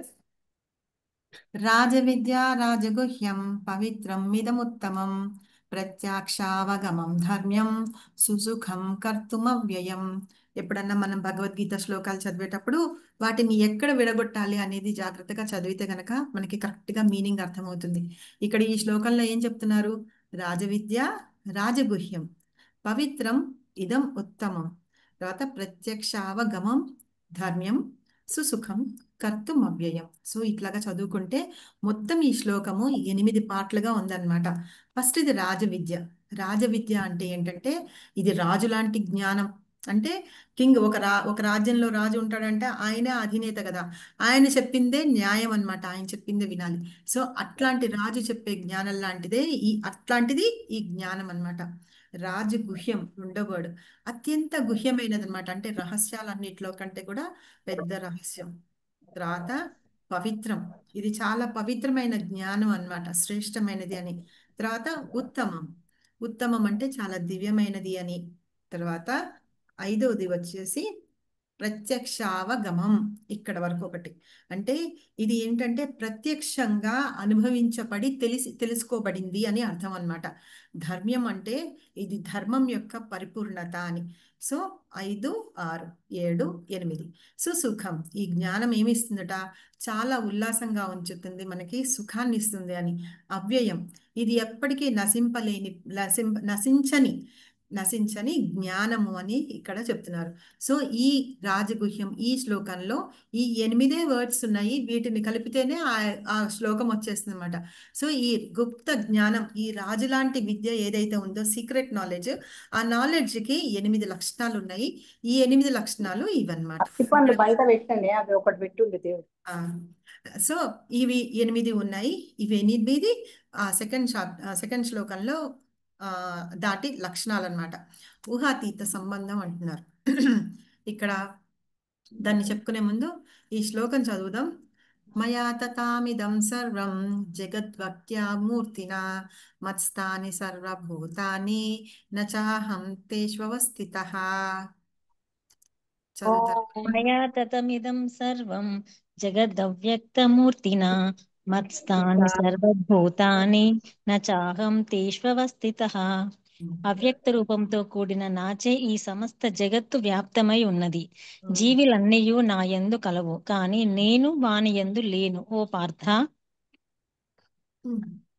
ఓ పార్థ, ఇప్పుడు అవ్యక్తం అంటే మనకి కనిపించని రూపం అన్నమాట. భగవంతుడిది కనిపించకుండా ఉంటుంది చూసారా, ఆ రూపంతో నేను ఈ సమస్త జగత్ అంతా నేను వ్యాపించి ఉన్నాను. ఇప్పుడు చూస్తే మన ఎదురుకుండా ఇక్కడ జరిగేదంతా కూడా మనం గాలి అంటాం, గాలి కనిపించదు కదా, అలాగా భగవంతుడు మొత్తం ఈ సమస్త జగత్తుని అంతటిని వ్యాపించి ఉన్నారనమాట. మళ్ళీ ఇక్కడ ఉన్న ఈ భౌతిక ప్రపంచంలో ఉన్న జీవులందరూ కూడా భగవంతుడిలో ఉన్నారు. కానీ మనం భగవంతుడిలో ఉన్నాం, కానీ మనలో భగవంతుడు లేరనమాట. కానీ ఈ విషయాన్ని ఎవరైతే తెలుసుకుంటారో వాళ్ళు నిజంగా భక్తిలోకి వస్తారు అని చెప్పి. ఇక్కడ మనకి గర్భోదక ఓషన్ అని ఉంది, మీకు పిక్చర్ కనిపిస్తుందా? ఈ పిక్చర్లో ఏంటంటే గర్భోదక సాయి ఇట్లాగా పడుకొని ఉంటారు అనమాట. గర్భోదక ఓషన్లో పడుకొని ఉంటారు. మనకు తెలుసు భగవంతుడు, బ్రహ్మదేవుడు ఎలా వస్తారంటే భగవంతుని యొక్క నాభి కమలం నుంచి వస్తారు. నిన్న మనం చదువుకున్నాము అధోలోకాలు, ఊర్ధ్వలోకాలు అంటే పై లోకాలు అని, అధోలోకాలు అంటే కింద లోకాలు అనమాట. ఇక్కడ కనిపిస్తుంది అంటే కర్సర్ పెడుతున్నాను కదా, ఈ కర్సర్ కనిపిస్తుంది, ఇది భూలోకం. ఈ కింద లోకాలన్నీ అధోలోకాలు అంటారు, పాతాళ లోకాలు అంటారు. ఈ పైన వాటిన్నిటిని ఊర్ధ్వలోకాలు అంటారు. ఇక్కడ బ్రహ్మదేవుడు కమలంలో కూర్చొని ఉన్నాడు చూసారా, దీన్ని సత్యలోకము లేకపోతే బ్రహ్మలోకము అని అంటారు అనమాట. సో ఈ లోకం వరకు ఎవరెవరైతే వెళ్తారో వాళ్ళందరూ మళ్ళీ భూమి మీదకి రావాల్సిందే. అలాగే మనం పాపాలు చేసుకొని ఏ పాతాళ లోకాలకి కింద లోకాలకి వెళ్ళినా కూడా మళ్ళీ ఇక్కడికే వస్తాము, వచ్చి భూమి మీద మనం జన్మ తీసుకొని ఉంటాము అని ఇక్కడ చెప్తున్నారు. కాబట్టి భగవంతుని యొక్క కనిపించని రూపం చేతనే ఈ జగత్తంతా వ్యాపించి ఉంది. జీవులందరూ నాలోనే ఉన్నారు, కానీ నేను వాళ్ళలో లేను అని ఈ శ్లోకంలో భగవంతుడు ఆయన ఎలా ఉంటారు అనే విషయాన్ని చెప్తున్నారు అనమాట. కానీ ఉంటారు, ఆ పనులన్నీ ఎలా జరుగుతాయి అనే విషయాన్ని ఇక్కడ చెప్తున్నారు అనమాట. మయాధ్యక్షేణ ప్రకృతి సూయతే సచరాచరం హేతునానేన కౌంతేయ జగద్వి పరివర్తతే. మయ్యధ్యక్షేణ ప్రకృతి సూయతే సచరాచరం హేతునానేన కౌంతేయ జగద్వి పరివర్తతే. ఓ కౌంతేయ, నా శక్తుల్లో ఒకటైన ఈ భౌతిక ప్రకృతి నా అధ్యక్షతన వర్తించు స్థావర జంగములను సృష్టించుచున్నది. దాని నియమములను అనుసరించుచు ఈ జగత్తు మరలా మరలా సృష్టింపబడుచు లయమును నొందుచున్నది. హరే కృష్ణ మాతాజీ. హరే కృష్ణ. థ్యాంక్ యూ మాతాజీ. ఇక్కడ ఏం చెప్తున్నారంటే, ఒక కౌంతయ్య నా శక్తులలో ఒకటి. మనం భగవంతునికి 3 శక్తులు ఉన్నాయని చెప్పుకున్నాము. అంతరంగ శక్తి, బాహ్య శక్తి అండ్ తటస్థ శక్తి 3 ఉన్నాయని చెప్పుకున్నాం. మూడిట్లో ఒకటైన బాహ్య శక్తి ఉన్నది కదా, అదే భగవంతుని యొక్క ప్రకృతి అన్నమాట, శక్తి. అందులోంచి అంటే ఆ శక్తుల్లో ఒకటైన ప్రకృతి నుంచి, భౌతిక ప్రకృతిలో ఆయన అధ్యక్షతన ఇవన్నీ కూడా పనులన్నీ జరుగుతూ ఉంటాయి. ఈ స్థావర జంగమాలు అంటే నడిచేవి, నడవనివి అన్నమాట. స్థావరం అంటే ఒక చోట స్థిరంగా ఉన్నవి, తర్వాత జంగమాలు అంటే అవన్నీ నడుస్తూ ఉండేవన్నమాట. వాటన్నిటినీ కూడా నేనే సృష్టిస్తున్నాను. ఈ భౌతిక ప్రకృతిలో అవన్నీ కూడా నేనే సృష్టిస్తున్నాను. అవన్నీ కూడా నా నియమాలను అనుసరించే ఈ జగత్తులో అవి మళ్ళీ మళ్ళీ సృష్టించబడుతూ ఉంటాయి. భగవంతుడు ఏంటంటే సృష్టి, స్థితి, లయ కారకుడు అన్నమాట. అంటే సృష్టిస్తాడు ఆయనే, తర్వాత ఈ ప్రకృతిని, ఈ భౌతిక జగత్తునంతా నడిపించేది ఆయనే, తర్వాత లయం కూడా చేస్తారనమాట. కాబట్టి నేనే సృష్టిస్తూ ఉంటాను, తర్వాత నాలోనే లయమైపోతూ ఉంటాయి ఇవన్నీ కూడా. ఈ భౌతిక ప్రకృతిని అంతా నా వల్లనే ఇవన్నీ సృష్టించబడుతున్నది అని ఇక్కడ భగవంతుడు చెప్తున్నాడు అనమాట. సరే, ఊహాతీత సంబంధం అంటున్నారు. అంటే కొంతమంది మనుషులు, ఇక్కడ స్టాప్ చేసుకొని మనం చెప్పుకుందాం. కొంతమంది ఎలా అనుకుంటారంటే మనము అంతా మన వల్లే జరుగుతుంది, అంటే భగవంతుడు లేడు, ఇది అది అని అంటూ ఉంటారు కదా. అదంతా ఒక నాస్తిక నాస్తికత్వం అన్నమాట. అంటే వాళ్ళు భగవంతుడిని నమ్మరు. అంటే భక్తి సేవలో వాళ్ళకి నమ్మకం ఉండదన్నమాట. భగవంతుడు అంటేనే నమ్మకం ఉన్నది. ఈ భౌతిక ప్రపంచంలో ఉన్నవన్నీ కూడా వాటంతటి ఏదో నడుస్తున్నాయి అనుకుంటారు, కానీ ఎలా వచ్చాయి, ఎలా జరుగుతున్నాయి అనే విషయాన్ని వాళ్ళు తెలుసుకోలేరన్నమాట. అలా తెలుసుకొని వాళ్ళు ఏం చేస్తూ ఉంటారంటే భగవంతుని యొక్క శక్తుల గురించి, వాటి గురించి అర్థమే చేసుకోలేరు. వాళ్ళు ఈ భక్తిలోకి రాలేరన్నమాట. భక్తి సేవలో నమ్మకం ఉండదు వాళ్ళకి. కాబట్టి ఏంటంటే వీళ్ళందరూ చనిపోయిన తర్వాత వాళ్ళందరూ నా దగ్గరికి రారు. మీకు నా యందు భక్తి ఉండి, నమ్మకం ఉండి నా సేవ ఎవరు చేస్తారో వాళ్ళందరూ నా దగ్గరికి వస్తారు, కానీ మిగతా వాళ్ళందరూ మరణానంతరం మళ్ళీ తిరిగి ఇక్కడికే వస్తారు అని. అంటే ఇక్కడ భగవంతుడు ఒకటి చెప్తున్నాడు, నా అవ్యక్త రూపమును నా చేతనే ఈ విశ్వం అంతా సృష్టించబడిందని, ఆ జీవులందరూ నాలో ఉన్న వాళ్ళే వచ్చి వాళ్ళందరినీ నేను సృష్టించానని చెప్తున్నారు అనమాట. మనం ఎట్లా ఉంటామంటే అజ్ఞానంతో తాడుని చూసి పాము అనుకొని భ్రమపడుతూ ఉంటాం చూసారా, అలాగే మన భ్రమ అంటే ఇగ్నరెన్స్ అంటాం అనమాట. అది మనం భగవంతుడిని చూసినా మనం భగవంతుడిని చూసి నమ్మలేం. కానీ భగవంతుడు ఏం చెప్తున్నాడంటే నేను ప్రతి చోట ఉన్నాను, ప్రతిదీ నాలో ఉంది, అయినప్పటికీ నేను దూరంగా ఉంటాను, మీకు ఎవరికి కనిపించకుండా ఉంటాను. కానీ మీరందరూ ఎలా అంటే నన్ను మీరు జ్ఞానం ఎప్పుడైతే తెలుసుకుంటారో, నా గురించిన జ్ఞానం తెలుసుకుంటారో, నా తత్వాన్ని తెలుసుకుంటారో, అప్పుడు మాత్రం మీరు నన్ను తెలుసుకోగలరు అని ఇక్కడ చెప్తున్నారు అనమాట. ఇందాక మాతాజీ చెప్పారు కదా దుర్యోధనుడు అని, దుర్యోధనుడికి కూడా అలాగే అన్నమాట. భగవంతుడి గురించి తెలుసుకోలేకపోయినాడు. ఆయన వస్తాడు భగవంతుడు, ఎట్లా అంటే రాయబారిగా వస్తాడనమాట వీళ్ళ దగ్గర, కౌరవుల దగ్గరకు వచ్చి పాండవులకి 5 ఊళ్ళన్నా ఇవ్వండి, మనం యుద్ధం ఆపేయచ్చు అని. కానీ వాళ్ళు ఒప్పుకోరు అనమాట, పాండవులు ఒప్పుకోరు. దుర్యోధనుడు ఆ సూది మొన గుచ్చే ప్లేస్ కూడా నేను ఇవ్వను అని చెప్పి చెప్తాడనమాట. ఇంకా ఏమంటాడు, భగవంతుడి గురించి తెలియక అతను ఆయన్ని తాళ్ళతోటి కట్టేయమని చెప్పి వాళ్ళకి ఆర్డర్స్ వేస్తారు. అప్పుడు కట్టేయడానికి కూడా చూస్తారు. ఇప్పుడు విరాట్ రూపంలో భగవంతుడు ఆయన విశ్వరూపం చూపిస్తారు. అయినా సరే వీళ్ళకి బుద్ధి అనేది ఉండదన్నమాట. ఆయన రూపంలో వచ్చినా సరే ఎంత ఉందో, అంటే ఎంత శక్తి గలవాడు పరమాత్ముడు అనేది మనం ఇక్కడ తెలుసుకోవాలి. ఆ ignorance లో పడి, అంటే ఆ మాయలోనూ అజ్ఞానత్వంలో పడి ధర్మరాజు తెలుసుకోలేకపోయిన అనమాట. సో ఇక్కడ భగవంతుడు ఏమంటారంటే, కొంతమంది నన్ను ఇలా తెలుసుకోరు కదా, కానీ కొంతమంది తెలుసుకుంటారని. ఎలాంటి వాళ్ళు నన్ను గురించి తెలుసుకుంటారు అనే విషయాన్ని మళ్ళీ మనకి చెప్తున్నారు అనమాట. కొంతమంది ఏంటంటే ఊహాతీతమైన సంబంధాలు అంటున్నారు కదా, సకల జీవుల్లో ఉంటారు భగవంతుడు, విశ్వంలోనూ ఉంటారు. అయితే ఆసక్తత అంటే ఇలాంటి విషయాలు, అంటే ప్రాపంచిక తర్కం, అంటే ప్రపంచంలో ఏవైతే ఉన్నాయో వాటి మాయలో పడి ఉంటారో వాళ్ళు భగవంతుడిని అర్థం చేసుకోలేరు అనమాట. మిగతా వాళ్ళు, భక్తులైన వాళ్ళు ఆయన్ని అర్థం చేసుకుంటారు అని ఇక్కడ చెప్తున్నారు మనకి. ఎలా అంటే నాస్తికత్వం గురించి ఇక్కడ చెప్తున్నారు. వాళ్ళు ఎలా ఉంటారటంటే మూఢులు మూర్ఖులు వాళ్ళు ఎలా ఉంటారట అంటే, అవజానంతి మామూఢ మానుషీం తనమాశ్రితాం పరం భావామజానంతో మమ భూత మహేశ్వరం. హరి. అవజానంతి మాం మూఢా మానుషీం తనుమాశ్రితం పరం భావమజానంతో మమ భూత మహేశ్వరం. సర్వమునకును పరమ ప్రభువైన నా దివ్యత్వమును వారెరుగక నేను మానవ రూపమున అవతరించినప్పుడు మూఢులు నన్ను అపహాస్యము చేయుదురు. హరే కృష్ణ మాతాజీ. హరే కృష్ణ. థ్యాంక్ యూ మాతాజీ. వాళ్ళు ఏం చేస్తారటంటే భగవంతుణ్ణి అపహాస్యం చేస్తారట. ఇందాక మనం అదే చెప్పుకునేది, దుర్యోధనుడు ఎప్పుడూ అపహాస్యం చేస్తూనే ఉంటాడు భగవంతుడి గురించి, కృష్ణుడి గురించి, వాళ్ళందరి గురించి. ఎట్లాంటి వాళ్ళు అంటే మూఢులు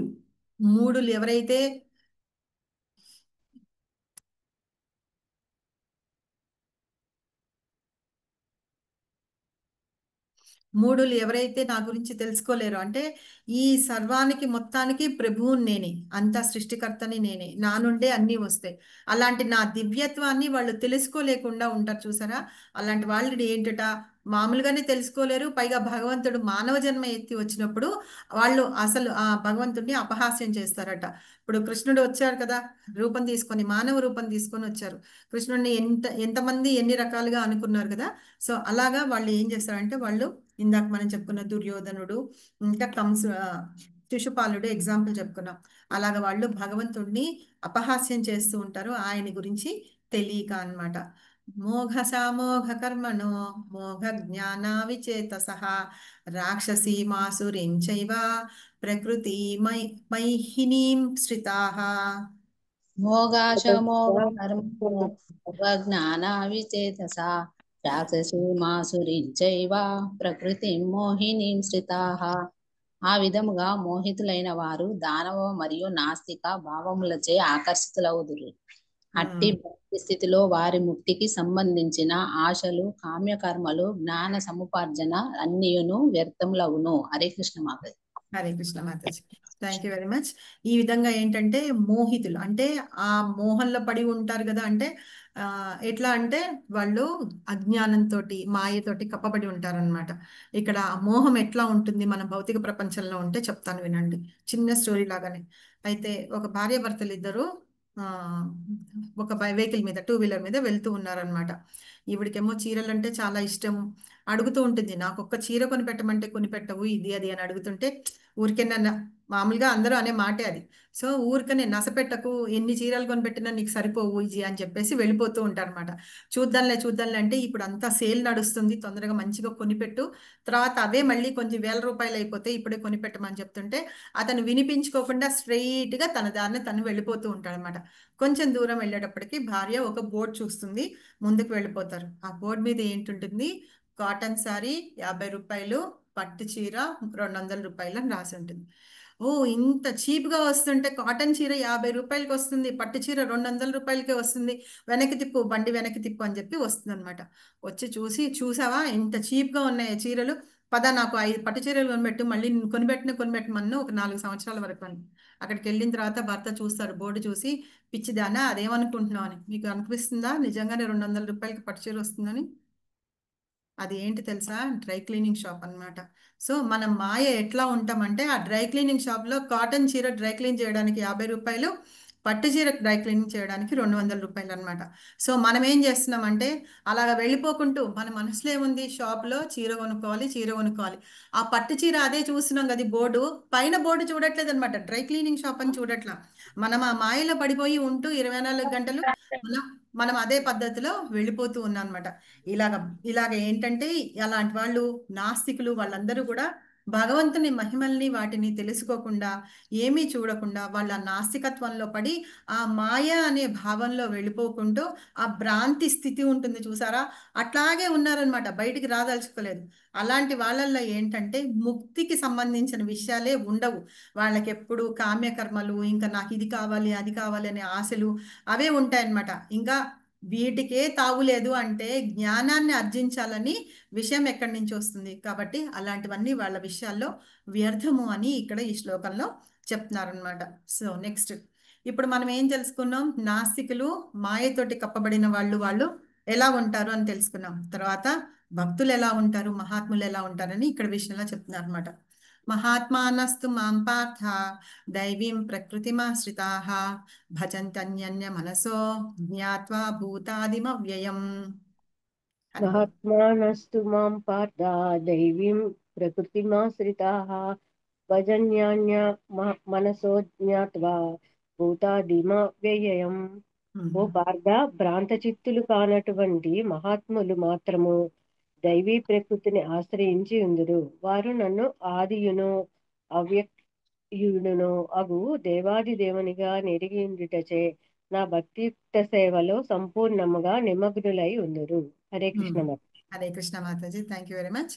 మహాత్మా అనస్తు మాం పార్థ, వాళ్ళు ఎట్లా ఉంటారటంటే భ్రాంత చిత్తులు కారు అన్నమాట. వాళ్ళు దైవీ ప్రకృతిని ఆశ్రయించి ఉంటారు. దైవీ ప్రకృతి ఒకటి, మాయ ప్రకృతి ఒకటి, అంటే ఈ భూ ప్రకృతి అన్నమాట. ఇది వాళ్ళు ఎప్పుడు భగవంతుణ్ణి ఆశ్రయించి ఉంటారు. వాళ్ళు నన్ను నేనే ఆది నేనే అంతము అని చెప్పి నేనే దేవదేవుడిగా తెలుసుకొని వాళ్ళు నా భక్తి సేవలో ఎప్పుడు నిమగ్నమై ఉంటారు అన్నమాట. అలాంటి వాళ్ళని ఏమంటారంటే మహాత్ముడు అని అంటారనమాట. కాబట్టి మనం ఇంక నుంచి మనం మామూలుగా మాట్లాడేటప్పుడు బాబాయ్ నువ్వు మహాత్ముడు రావు బాబు అని అంటాం కదా, అలా మహాత్ముడు అనే మాట వర్డ్ యూజ్ చేసేటప్పుడు మనం భగవద్గీతలో ఈ శ్లోకం గుర్తుపెట్టుకోవాలన్నమాట. మహాత్ముడు అంటే ఎవరు అని అంటే అప్పుడు గుర్తొచ్చి మనం ఎవరిని పడితే వాళ్ళని మహాత్ముడు అని అనకూడదు. ఈ మహాత్ముడు లక్షణాలు కూడా ఎలా ఉంటాయటంటే నెక్స్ట్ దీనిలో చెప్తున్నారు. సతతం కీర్తయంతో మాం యతంతశ్చ దృఢవ్రత నమస్తంతశ్చ మాం భక్త్యా నిత్యయుక్త ఉపాసతే అని చదవండి మాత చివరన. సతతం కీర్తయంతో మాం యతస్తశ్చ దృఢవ్రత సమస్యశ్చ మాం భక్త్యా నిత్యయుక్త ఉపాసతే. ఈ మహాత్ముడు సదా నా మహిమలను కీర్తించుచు దృఢ నిశ్చయముతో యత్నించుచు నా ముందు నమస్కరించుచు నన్ను నిత్యము భక్తితో పూజింతురు. ఇందాక ఇంకో మాతాజీ ఎవరో చదవడం స్టార్ట్ చేశారు కదా, చదవండి మాతాజీ మీరు కూడా.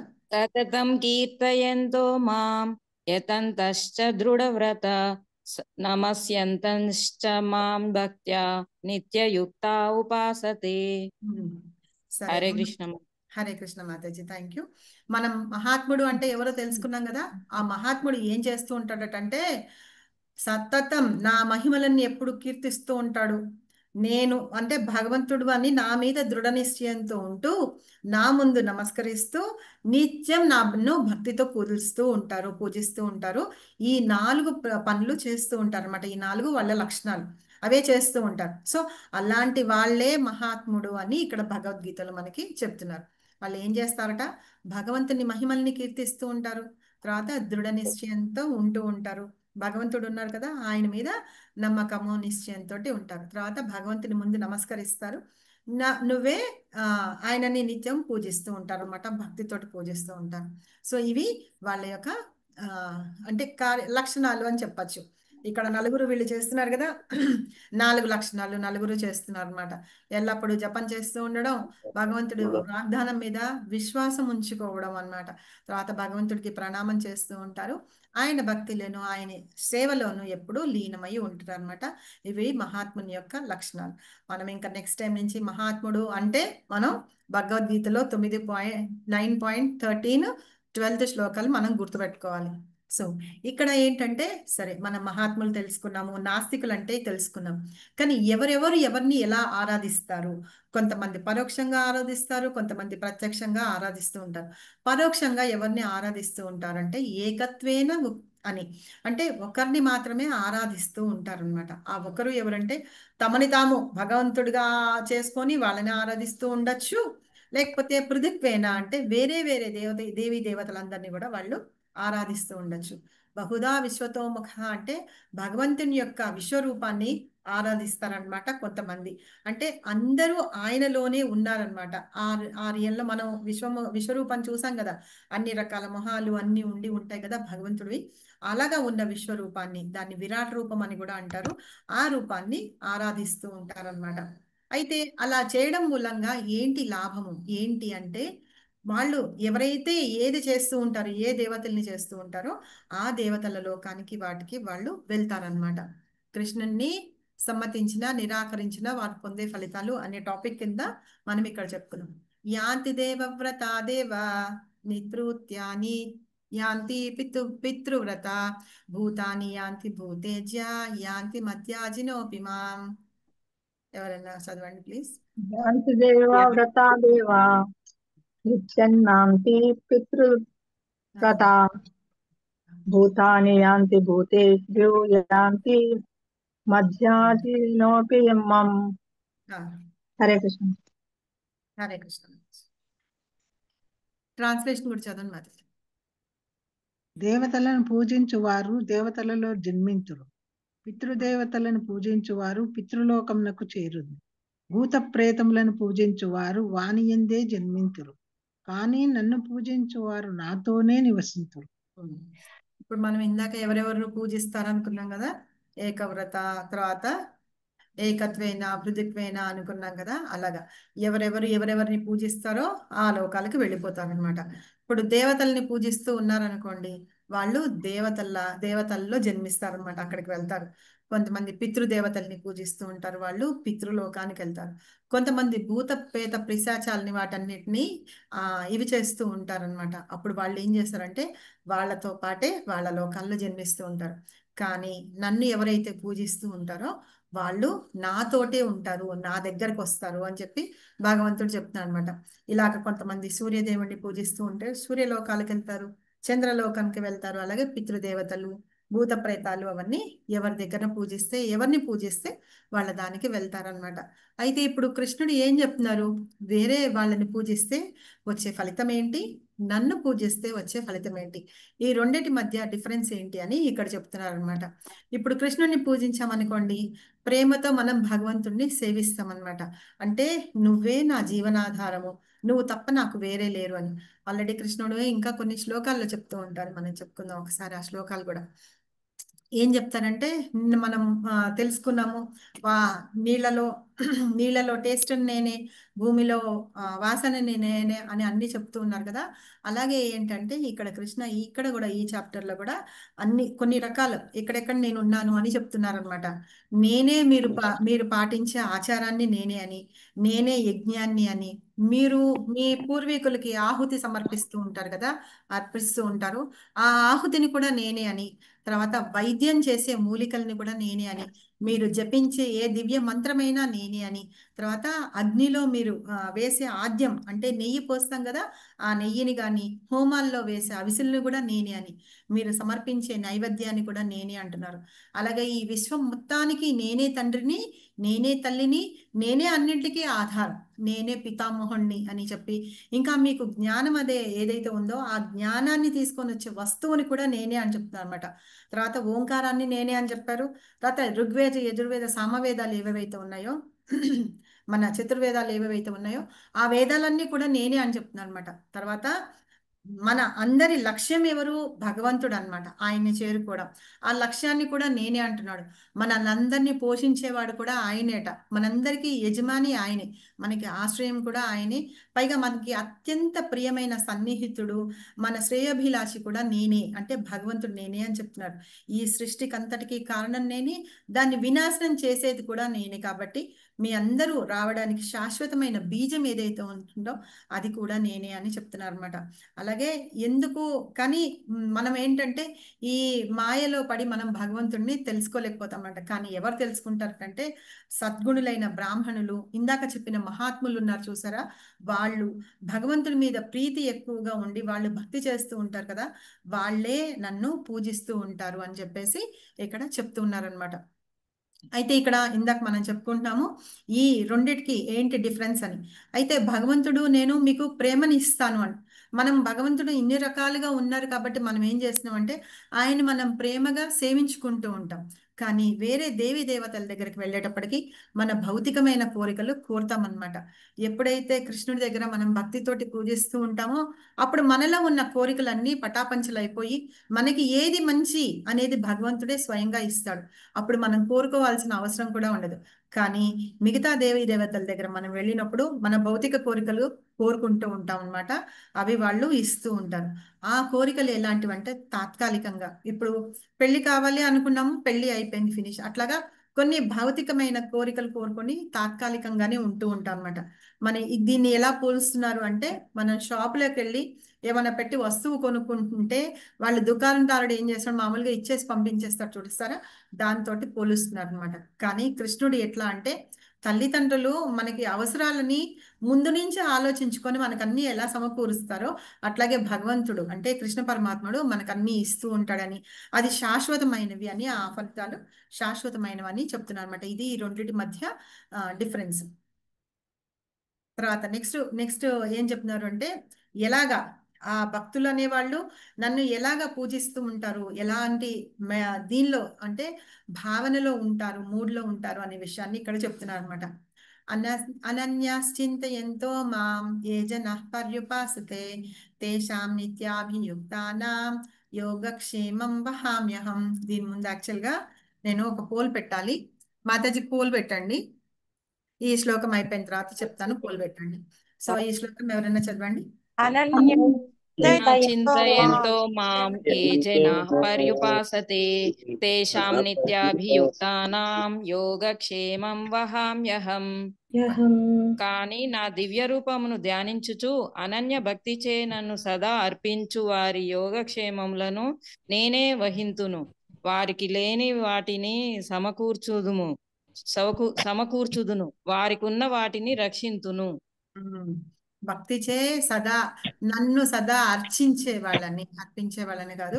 ఇందాక ఎవరో ఇద్దరు ముగ్గురు చదువుతున్నారు, ఒకళ్ళ తర్వాత ఒకళ్ళ ఆ శ్లోకం చదవండి. అనన్యాశ్చింతయంతో మాం ఏ జనాః పర్యుపాసతే తేషాం నిత్యాభియుక్తానాం యోగక్షేమం వహామ్యహం.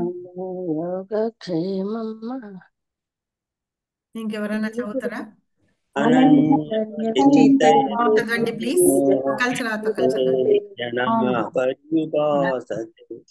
తేషాం నిత్యాభియుక్తానాం యోగక్షేమం వహామ్యహం. ప్రభు వల్ల మీకు కొంచెం ఛాన్స్ ఇవ్వండి అలాగే చదవడానికి. చదవండి. ఏంటి మాతాజీ అసలు ఇస్తలేరు? అసలు ఇస్తలేరు మాతాజీ, పాపం ప్రభు వాళ్ళకి కూడా కొంచెం ఛాన్స్ ఇవ్వండి. నెక్స్ట్ శ్లోకం చదవండి ప్రభు. చదవండి మాతాజీ. అనన్యశ్చింతయంతో మాం ఏ జనాః పర్యుపాసతే తేషాం నిత్యాభియుక్తానాం యోగక్షేమం వహామ్యహం. కానీ నా దివ్య రూపమును ధ్యానించుచు అనన్య భక్తి చేత నన్ను సదా అర్పించు వారి యోగక్షేమములను నేనే వహింతును. వారికి లేని వాటిని సమకూర్చుదును, వారికి ఉన్న వాటిని రక్షింతును. సదా నన్ను అర్చించు. అర్పించడం అంటే వేరు, అర్చించడం అంటే వేరు. సరేనా? సదా నన్ను అర్చించే వారి యోగక్షేమాలు, ఎవరైతే ఆయనని అర్చిస్తూ ఉంటారో వాళ్ళ యోగక్షేమాలు నేను చూసుకుంటాను అంటారనమాట. సదా నన్ను అర్పించడం అంటే కాదు, దాని వేరే మీనింగ్ వస్తుంది అనమాట. సారీ మాతాజీ. పర్వాలేదు మాతాజీ, అంటే మీకు అర్థం తెలియాలని నేను చెప్పాను. మనం ఇప్పుడు పోల్ చూద్దాము. పోల్ చూసిన తర్వాత మళ్ళీ మనం కంటిన్యూ చేద్దాం. మాతాజీ సెకండ్ పోల్ పెట్టేయండి. ఎస్ మాతాజీ.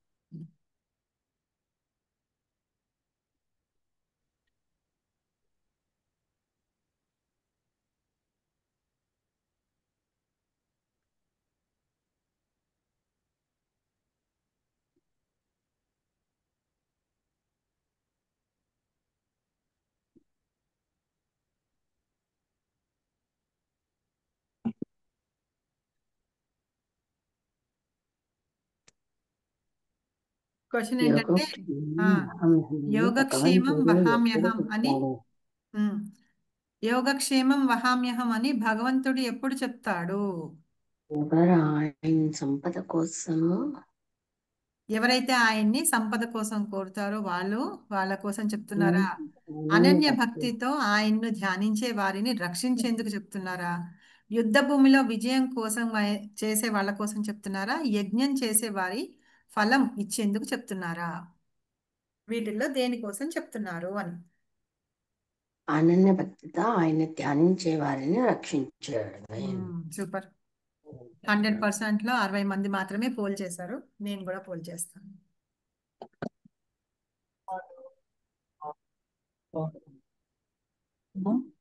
చీరలే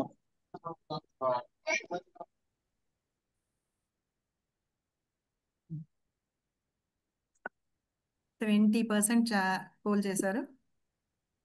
హరే కృష్ణ మాతాజీ. అందరికీ మాతాజీ పోల్ చేసి సబ్మిట్ చేయాలని తెలియదేమో, అందుకే అది రిజిస్టర్ అవ్వట్లేదేమో మాతాజీ. కరెక్టే ఉండొచ్చు. అది పోల్ చేసిన తర్వాత కింద సబ్మిట్ అని ఉంటుంది, అది కొట్టండి.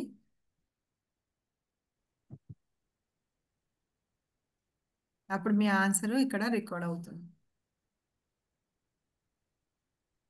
ఇప్పుడు 79 మంది పార్టిసిపేట్ చేశారు.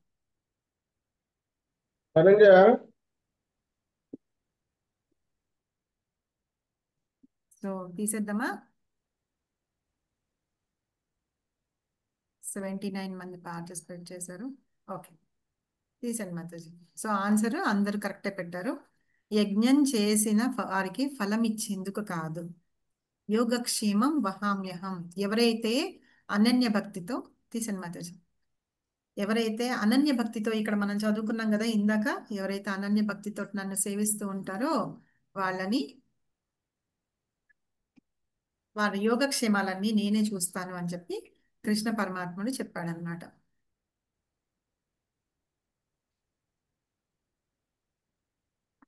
ఓకే, ఇదే ఈ శ్లోకంలోదే ఈ లాస్ట్ లైన్, యోగక్షేమం వహామ్యహం. ఏం చెప్తున్నారు? అనన్య భక్తితోటి సదా నన్ను అర్చించే వారి యోగక్షేమాలు నేను చూస్తూ ఉంటాను, వాళ్ళని గురించి నేను చూస్తాను అని. ఒకవేళ వాళ్ళకి ఉన్నాయనుకోండి, వాళ్ళన్నిటినీ నేను జాగ్రత్తగా చూస్తూ ఉంటాను, అంటే వాటిని అన్నిటినీ నేను రక్షిస్తాను అని చెప్తున్నారు. అలాగే ఒకవేళ వాళ్ళకి లేవనుకోండి, వాళ్ళకి కావలసినవన్నీ నేను సమకూరుస్తాను అని ఇక్కడ భగవంతుడు ప్రామిస్ చేసి చెప్తున్నాడు. దానికి మనం విశ్వాసం ఉంచుకోవాలన్నమాట, నమ్మకం ఉంచుకోవాలి. ఎలా అయితే మనం ట్రైన్లలో బస్సుల్లో ఎక్కుతున్నాము, ఆఖరికి హోటల్స్లో కూడా వాడికి దేంతో చేసి పెడతాడో తెలియదు, చాలా మంది ఫుడ్ పాయిజన్ అయ్యి చనిపోతూ ఉంటారు. అయినా సరే ఆ హోటల్స్ మీద వాటి మీద మనం నమ్మకం పెట్టుకొని తింటున్నాం కదా.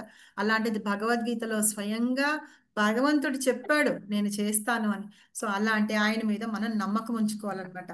ఇది నేను వాళ్ళని రక్షిస్తాను, వాళ్ళకి కావాల్సినవి నేను సమకూరుస్తాను అని. కానీ ఎప్పుడు చేయమంటున్నారు? అనన్యాశ్చింతయంతో మాం. ఎప్పుడైతే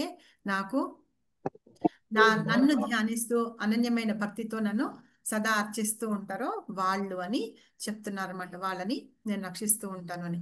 ఇది ఏంటంటే శుద్ధ భక్తికి తార్కాణం అని చెప్పుకోవచ్చు. భక్తి యొక్క మహిమ అనే కంటే మనం భక్తి ఎలా చెయ్యాలి, చాలా ఈజీ అసలు నిజంగా భక్తి చెయ్యాలి అంటే. కాకపోతే ఏంటంటే ఏదైనా సరే మనం ఫస్ట్ చేసేటప్పుడు కొంచెం కష్టంగానే అనిపిస్తుంది, కానీ మనం చేస్తూ వెళ్తూ ఉంటే కనుక చాలా ఈజీగా అనిపిస్తుంది. చేస్తూ అందులో భక్తిలోకి వచ్చిన తర్వాత మళ్ళీ వెనక్కి తిరిగి వెళ్ళడం కానీ అలాగని మనం చేయలేమన్నమాట. ఇక్కడ ఈ శ్లోకం కూడా చాలా ఇంపార్టెంట్ అయిన శ్లోకం, మంచి శ్లోకం. పత్రం పుష్పం ఫలం తోయం యో మే భక్త్యా ప్రయచ్చతి తదహం భక్త్యా అపహృతం అస్నామి ప్రియతాత్మనః. హరిబోల్. ఇందాక ప్రభు చదువుతానన్నారు, చదవండి ప్రభు. పత్రం పుష్పం ఫలం తోయం యో మే భక్త్యా ప్రేష్యతి తదహం భక్తి ఉపవృత్తం అస్నామి ప్రయతాత్మనః.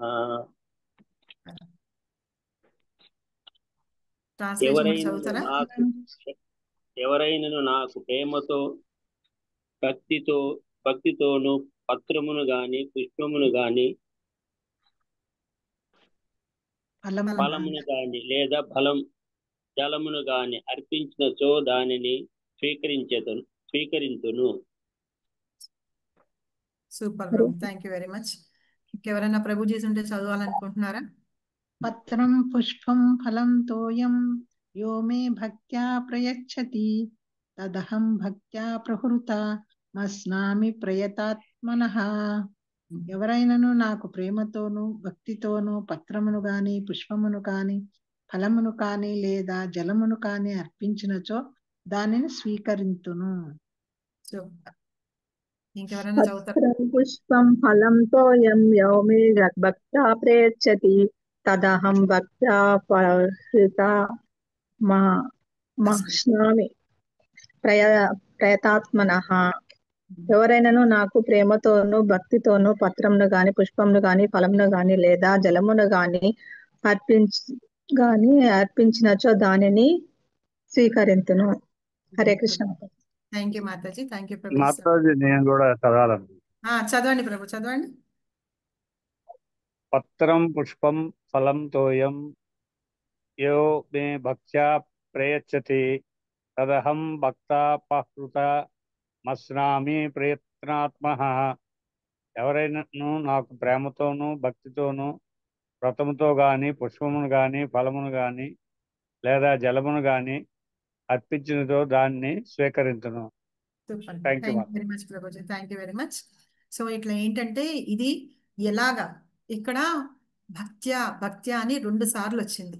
అంటే భక్తితోటి ప్రేమతోటి కలిపి నాకు ఎవరైతే ఏం అర్పించాలట, ఒక పత్రాన్ని కానీ పుష్పాన్ని కానీ ఫలాన్ని కానీ తోయాన్ని కానీ వీటిని నాకు సమర్పిస్తారో అప్పుడు నేను వాటిని స్వీకరిస్తాను అంటున్నారు అనమాట. అంటే ఇక్కడ ఏంటంటే భక్తి అనేది చాలా ఇంపార్టెంట్ అయిన విషయం. ఇప్పుడు మన పిల్లలు ఉంటారు అనుకోండి, మనం ఏం చేస్తాం, కంచంలో అక్కడ పెట్టేసి తినరా అంటే వాళ్ళు తింటారా? తినరు, వాళ్ళు అలాగే ఉంచుతారు అనమాట. ఆ తర్వాత వచ్చి ఒరే ఎందుకు తినలేదు నాన్న తిను అంటే ఆకలి వేయట్లేదనో ఏదో మారం చేస్తారు. తర్వాత ప్రేమగా వెళ్ళి పక్కన నోట్లో ముద్దలు పెడితే వాళ్ళు తింటారా లేదా? అలాగే భగవంతుడు కూడా అంతే అనమాట. విగ్రహం ఉంది కదా అక్కడ పెట్టేశాం కదా నువ్వు తినుపో అని చెప్పేసి పెట్టేసి తీసుకొచ్చి మనం తీసుకురావడం కాదనమాట. భగవంతుడికి ప్రేమతోటి భక్తితోటి పెట్టాలి. సో ఇక్కడ అందుకనే 2 సార్లు భక్త్యా అని వచ్చిందనమాట. ప్రయచ్చతి నాకు అర్పించండి అని. అప్పుడు ఆ ప్రేమతోటి మీరు భక్తితోటి నాకు ఆఫర్ చేసేది నేను తీసుకుంటాను అని చెప్పి చెప్తున్నారు. అందుకని 2 సార్లు భక్త్యా అనే వర్డ్ ఇక్కడ ఉపయోగించారనమాట. సో మనకి ఏం లేదు, ఇప్పుడు మన దగ్గర ఇంట్లో అంటే అన్ని రకాలు ఉంటాయి, మనం చేయలేకపోయినా ఏది లేకపోయినా ఒక పత్రాన్ని ఇమ్మన్నారు, తర్వాత పుష్పాన్ని పెట్టమన్నారు, ఒక ఫలాన్ని తీసుకొచ్చి పెట్టండి, లేకపోతే నీళ్లు కూడా నాకు నైవేద్యం పెట్టండి. అంటే ఇప్పుడు ఎంత కంజూస్థానానికి పోయి మనం వంట చేసుకున్నా మనమే తిందామని అన్నీ ఉంచుకొని కృష్ణుడికి కొంచెం నీళ్లు పెట్టి ఇదిగో నువ్వు నీళ్ళైనా తోయమైనా పెట్టమన్నావు కదా, నీ నీళ్లు ఆఫర్ చేయడం కాదు. మనం ఏమైతే వండుకుంటామో మనం తింటామో అంత మరి పిసినార్తనంకి పోకుండా భగవంతుడు నిజంగా వచ్చి కూర్చొని తిన్నాడు అంటే ఎంత తింటాడో మనకే తెలియదు. అలాంటి ఆయన సింపుల్గా నాకు పెట్టండి అమ్మా అంటున్నారు కదా, అలాగా పెట్టి మనం చేయడం అనమాట. ఇది చాలా ఇంపార్టెంట్ అయిన శ్లోకం. మనం భక్తితోటి ఎలా పెట్టాలి అనే విషయాన్ని గురించి ఇక్కడ భగవంతుడు చెప్తున్నాడు అనమాట. తర్వాత మనం వండుతాం కదా, మనం భగవంతుడికి చేసే వంట అనమాట, దాన్ని భోగ అంటాము.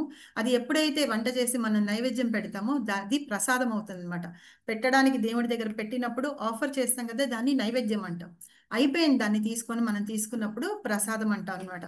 ఎట్లా అయితే మనము చాలా 5 స్టార్ హోటల్లో ఇంత నీట్గా ఉంటూ మనం ఆ తినడానికి వెళ్ళినప్పుడు ఆ టేబుల్ సరిగా లేకపోయినా మనం తినము, క్లీన్ చేయమంటాం హోటల్ వాడిని వచ్చి. అలాగే మనం ఇంట్లో కూడా అంతే, స్టవ్ అన్నీ క్లీన్ చేసుకొని ఆ వంట పదార్థాలు గిన్నెలు అన్నీ నీట్గా పెట్టుకొని చక్కగా శుభ్రంగా పెట్టుకొని శుద్ధతతోటి మనం భగవంతుడి కోసం అని చెప్పి మనం ప్రసాదం అంటే నైవేద్యాన్ని భోగాన్ని వండడం మొదలు పెట్టాలన్నమాట. ఆ వంటల్లో కూడా ఏంటంటే ఉల్లిలు వెల్లుల్లి అలాంటివన్నీ మనం భగవంతుడికి పెట్టము. అలాంటివన్నీ మనం వదిలిపెట్టేయాలి. రాజసిక తామసిక గుణాలు ఉన్న ఫుడ్ ఏదైతే ఉందో అవి వదిలిపెట్టాలన్నమాట. వంట చేసేటప్పుడు చాలా మందికి అలవాటు ఉప్పు సరిపోయిందా అని కాస్త ఎడం చేతిలో వేసుకొని తింటాము, తర్వాత మళ్ళీ గిన్నెలో పెట్టి వేలు పెట్టి నాకుతాము. భగవంతుడికి పెట్టేటప్పుడు అలా చేయకూడదు. మనం ఫుల్ కాన్సన్ట్రేషన్ తోటి జాగ్రత్తగా చేస్తే గనక ఆ ఉప్పు సరిపోలేదు అన్నా కూడా అది భగవంతుడు ఆఫర్ చేసిన తర్వాత ఆ నైవేద్యం తీసుకుంటే అది చాలా టేస్ట్గా ఉంటుంది. మీరు ఎప్పుడైనా సరే ట్రై చేయండి. సో ఇట్లాగా వండేటప్పుడు నైవేద్యం చేయకూడదు. నైవేద్యము మనము టేస్ట్ అవన్నీ చేయకూడదు అనమాట. చాలా శుభ్రమైన చేతులతోటి. కొంతమంది ఎట్లా చేస్తారు, పల్లీలు వేయిస్తూ ఉంటారు అనుకోండి, గిన్నెలో పోసి వేగుతూ ఉంటే అందులోంచి తీసుకొని తింటారు, లేకపోతే డబ్బాలు అందులో పోసిన తర్వాత కొన్ని తీసి నోట్లో వేసుకొని తినడం, ఓ పక్కన వంట చేస్తూ ఎడం చేతితో తినడం, ఇట్లాంటివన్నీ చేయకూడదు. భగవంతుడికి చాలా జాగ్రత్తగా వండి ఇలాగా మనం ఆఫర్ చేయాలన్నమాట. దీన్ని నైవేద్యం పెట్టడం అంటాం.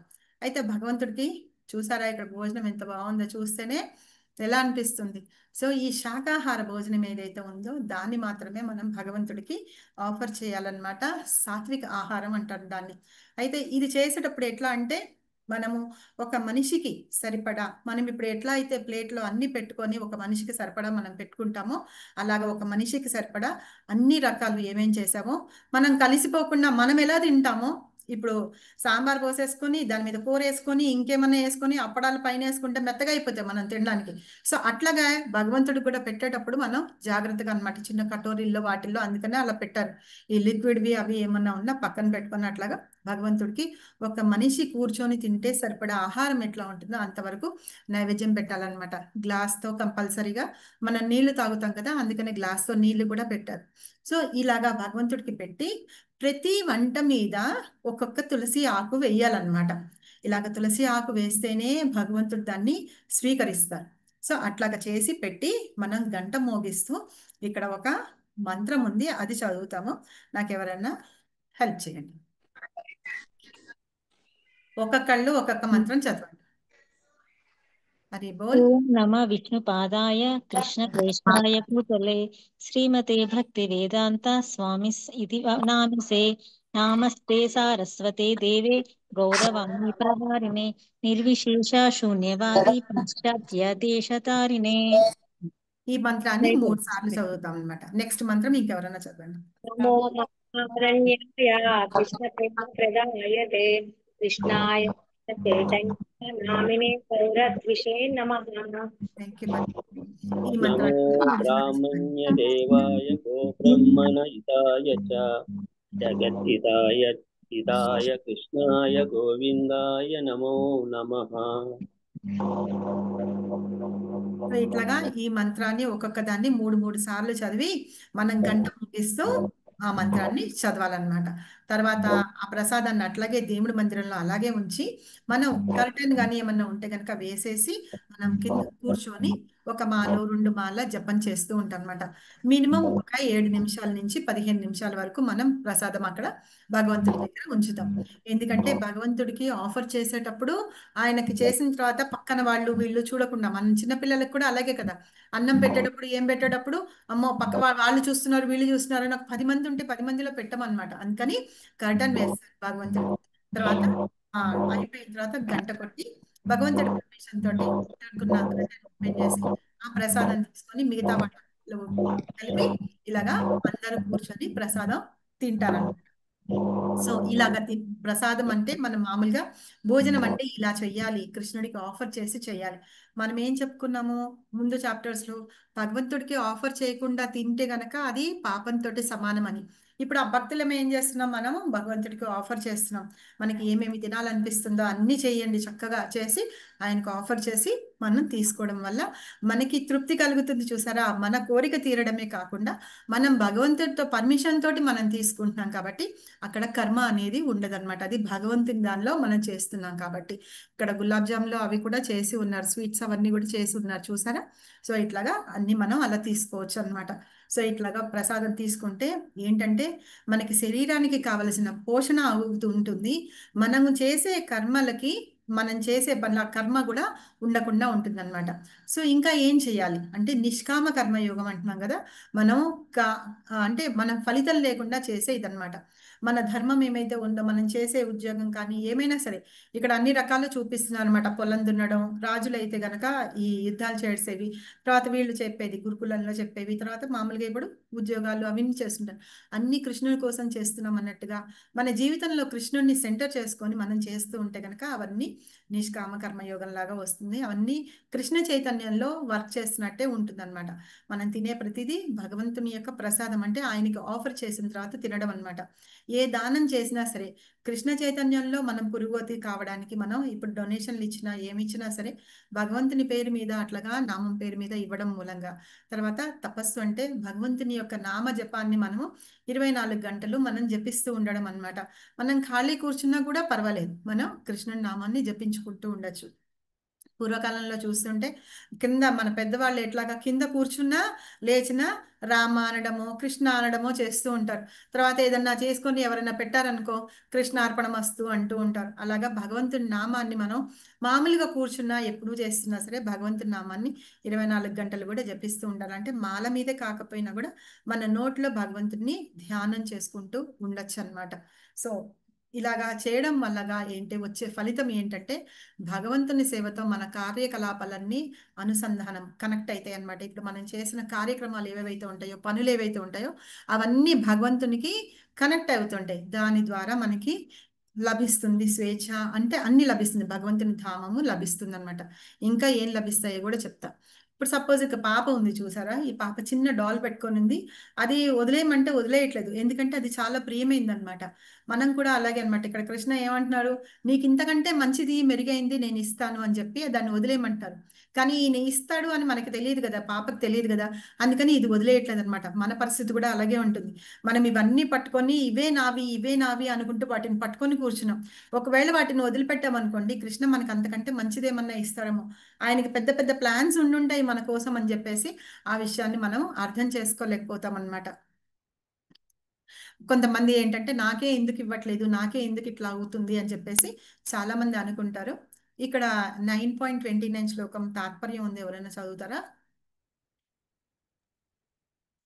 ప్రభు నేను ఎవరిని ద్వేషింపను, ఎవరి ఎడను పక్షపాతము కలిగి ఉండను. నేను సర్వుల ఎడ సమముగా వర్తింతురు. కాని భక్తితో నాకు సేవనొసగేడి వాడు నాకు మిత్రుడై నా యందుండును, మరియు నేనును అతనికి మిత్రుడనై ఉందును.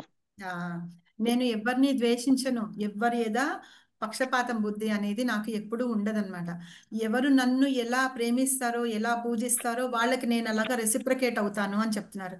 నిన్న 5 రకాల చదువుకుందాం, శాంతము, రసాలు, ఆ రసంతో శాంతము, సాఖ్యము, తర్వాత మళ్ళీ మాధుర్యము అలా అని చెప్పి మనం చెప్పుకున్నాం కదా, వాత్సల్యం అని.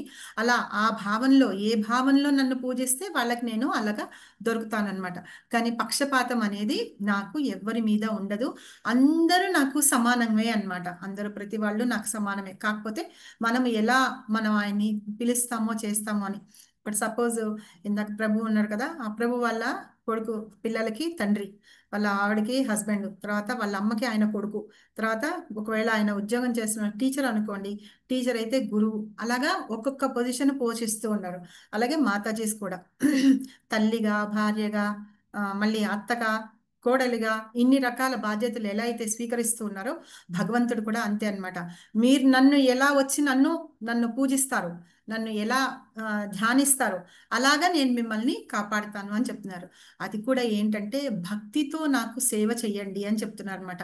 ప్రతి చోట భక్తి, ప్రేమ అనే వర్డ్ ఉపయోగిస్తున్నారు. మీరు అబ్జర్వ్ చేస్తే కనుక ఎవరైతే భక్తితోటి చేస్తూ ఉన్నారో వాళ్ళు నా మిత్రుడే నా దగ్గరికి వచ్చి, తర్వాత నేను వాళ్ళకి మిత్రుడుగా అన్ని రకాల సహాయాన్ని అందించి నేను వాళ్ళవన్నీ కావాల్సినవన్నీ తీరుస్తాను అని చెప్తున్నాను అనమాట.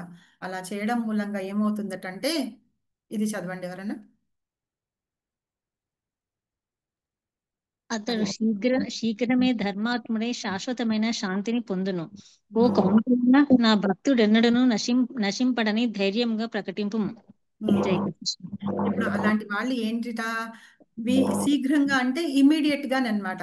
ధర్మాత్ముడికి నా శాశ్వతమైన శాంతిని అంటే నా ధామానికి నా దగ్గరికి తిరిగి వచ్చేస్తారు. కాబట్టి ఓ కౌంతేయ అంటే కుంతిపుత్రుడా, ఈ నా భక్తులు ఎవ్వరు ఎప్పటికీ నశించరు అనేది ధైర్యంగా నువ్వు వెళ్ళి చెప్పు అని చెప్పి ఇక్కడ అర్జునుడికి చెప్తున్నారనమాట. అంటే ఇందుకోసమే అర్జునుడు అవన్నీ కలిగి ఉన్నాడు కాబట్టే ఈయన భగవంతుడు ఆయనకే చెప్పడానికి ఇదనమాట. ఇప్పుడు చూడండి, నాకు ఏదైనా సీక్రెట్ ఉంటుంది. సపోజ్ మన స్వర్ణ మాతాజీ ఉన్నారు ఇక్కడ, సో మాతాజీ ఉన్నారు అనుకోండి, నా సీక్రెట్ ఏదన్నా ఉంటుంది, నేనేం చెప్తాను, మాతాజీకి మాత్రమే చెప్తాను. అది కొన్ని నేను దాచుకుని ఉంటాయి. నా సుఖమైన దుఃఖమైన ఏదైనా సరే నేను ఆవిడతో చెప్తాను అనుకోండి, ఆవిడ నా సీక్రెట్ని జాగ్రత్తగా పెట్టు అంటే పెడుతుంది. లేదు మాతాజీ నాకు ఇట్లా ఉంది, నాకు వాళ్ళ మీద ప్రాబ్లంగా ఉంది ఇది అని చెప్పి నువ్వు చెప్పు అంటే ఆవిడ వెళ్ళి చెప్తుంది అనమాట. సో అట్లాగా కృష్ణుడు కూడా ఏంటంటే అర్జునుడిని ఒక ఇన్స్ట్రుమెంట్గా తీసుకుని ఉన్నాడు అనమాట. భగవంతుని యొక్క భక్తిని మనందరికీ ఎలాగ ప్రచారం చెయ్యాలి అనే విధంగా భగవంతుడు అర్జునుడిని ఒక ఇన్స్ట్రుమెంట్గా తీసుకొని ఆయన ద్వారా మనకి భక్తిని అంతటిని ఇస్తున్నారనమాట. కాబట్టి అర్జునుడికి చెప్తున్నాడు, నువ్వు వెళ్ళు, ధైర్యంగా అందరికీ చెప్పు, నువ్వు వెళ్ళి నా భక్తుడు ఎప్పుడు ఇలా గనక నా దగ్గరికి వస్తే గనక వాళ్ళు శీఘ్రంగా నా దగ్గరకు వస్తారు, వాళ్ళు ఎప్పుడు నశింపరు అని చెప్పేసి నువ్వు ప్రకటించు అని చెప్పి అర్జునుడికి చెప్పారనమాట. ఇప్పుడు మనకి ఏంటంటే భక్తిలో ఉంటే సరే మాతాజీ చేస్తాం, మీరు చెప్పినట్టుగా రేపటి నుంచి 16 రౌండ్స్ చాంటింగ్ చేస్తాము, భగవంతుడికి ఆఫర్ చేస్తాము, అదే ప్రసాదం తింటాము, మీరు చెప్పినట్టుగా భగవద్గీత చదువుతాము, అవన్నీ చెప్తున్నారు కదా, అయితే మాకేంటి లాభం అని మళ్ళీ మీరు అడగచ్చు. ఏంటి లాభం అంటే మన పాప ఫలితాలన్నిటినీ నశింపచేస్తుందన్నమాట మనం చేసే భక్తి. ఒకవేళ పాప ప్రవృత్తులు ఏమన్నా అంటే మనం చేసే వృత్తులలో పాపం ఏదన్నా ఉన్నా, అలాంటి మెంటాలిటీ కానీ అలా ఏమన్నా పనులు చేస్తూ ఉన్నా కూడా వాటన్నిటిని కూడా నాశనం చేస్తుంది. ఒకవేళ అనుకోకుండా మనం ఏదన్నా పాపానికి ఒడిగట్టినట్టయితే కూడా దాని నుంచి కూడా మనల్ని రక్షించి మనకి మంచి మార్గం ఏది అనేది చూపిస్తుంది. అంటే ఏంటంటే కృష్ణ ఎప్పుడు వెన్నంటి మనతోటి ఉంటూ ఉంటాడనమాట. మనకి అర్జునుడికి చూపించినట్టుగా మార్గదర్శకం చేయడానికి మనతోటి మన ఫ్రెండ్ లాగా, ఫిలాసఫర్ లాగా, మన బాగు కోరుకునే అంటే శ్రేయస్కరాన్ని కోరుకునే వాళ్ళలాగా ఎప్పుడు మనతోటి ఉంటాడనమాట. సో కిం పునర్బ్రాహ్మణ పుణ్య భక్త రాజర్షయస్తదా అనిత్యామ సుఖం లోకం ఇమం ప్రాప్య భజస్వమాం. చదవండి ఎవరన్నా. హరిబో. కిం పునర్బ్రాహ్మణాః పుణ్య భక్తా రాజర్షయ సదా అనిత్యమ సుఖం లోకం ఇమం ప్రాప్య భజస్వమాం. ఎవరైనా చదువుతున్నారు కదా, చదవండి. కిం పునర్బ్రహ్మణ పుణ్య భక్తరాజ ఋషియ తథా అనినిత్యం సుఖం లోకం ఇమం ప్రాప్య భజస్వమా. చదవండి మాతాజీ. హరే కృష్ణ. కిం పునర్బ్రాహ్మణ పుణ్య భక్త రాజశ్రయస్తథా అనిత్యం సుఖం లోకం ఇమం ప్రాప్య భజస్వమామ. సో ఇక్కడ ఏం చెప్తున్నారంటే కృష్ణ ఏం చెప్తున్నారు, ఇప్పుడు ధర్మాత్ములైన బ్రాహ్మణులు వాళ్ళ గురించి, భక్తుల గురించి, ఇంకా రాజర్షులు వాళ్ళందరూ ఉన్నారు కదా, వాళ్ళందరి గురించి వేరే ఏం చెప్పాలి? ఒక భక్తుడే ఇట్లాగా చేస్తూ ఉంటే వాళ్ళందరూ ఇంకా ఎంత గొప్పగా చేస్తారు. వాళ్ళందరూ ఏంటంటే కాబట్టి వాళ్ళందరూ నాకు అనిత్యము దుఃఖపూరితం లేకుండా ఈ లోకానికి వచ్చిన తర్వాత కూడా వాళ్ళందరూ నిత్యము నా ప్రేమయుక్త సేవలో నియుక్తులై ఉంటారు అని చెప్పేసి వాళ్ళందరూ కూడా అలా భక్తిని వాళ్ళు ప్రాక్టీస్ చేస్తూ ఉంటారు అని చెప్పి చెప్తున్నారు అనమాట. ఇది ఇంకా మంచి శ్లోకం. మన్మనాభవ మద్భక్తో మధ్యాజీ మాం నమస్కురు మామే వైశ్యసి యుక్త్వైవ ఆత్మానాం మత్పరాయణః. మన్మనాభవ మద్భక్తో నమస్కురు మామే వైశ్యసి యుక్తైవం ఆత్మానం మత్పరాయణః. ఓకే, నెక్స్ట్ ఇంకెవరైనా భవ మద్భక్తో మధ్యాజిమా నమస్కురు మామే వైశ్యసియుక్తైవ ఆత్మానం మత్పరాయణః. Thank you brother. నెక్స్ట్ మన్మనా భవ మద్భక్తో మధ్యాజీ మాం నమస్కురు మామే వైశ్యసి యుక్తైవ ఆత్మానం మత్పరాయణం. మన్మనాభో మద్భక్తో మధ్యాజీ మాం నమస్కురు మామే వైశేషి యుక్తే త్వాం ఆత్మనామ మత్పరాయణః. నీ మనస్సును సదా నా చింతన ఎందే నిమగ్నము చేయుము. నా భక్తుండవగుము, నాకు నమస్కారము చేయుము, నన్ను అర్పింపుము. ఈ విధముగా అర్చింపుము. ఈ విధముగా నా యందు సంపూర్ణ మగ్నుండవై నీవు నన్ను తప్పక చేరగలవు. సూపర్. ఇంకెవరన్నా కొత్త వాళ్ళు చదవాలనుకుంటున్నారా శ్లోకాన్ని? నేను చదువుతాను మా చదవండి. మన్మనామభక్త మధ్యాజీనాం నమస్కృతం మామే వైశ్యసి భక్తేనామాత్మానం మత్పరాయణః. Thank you very much.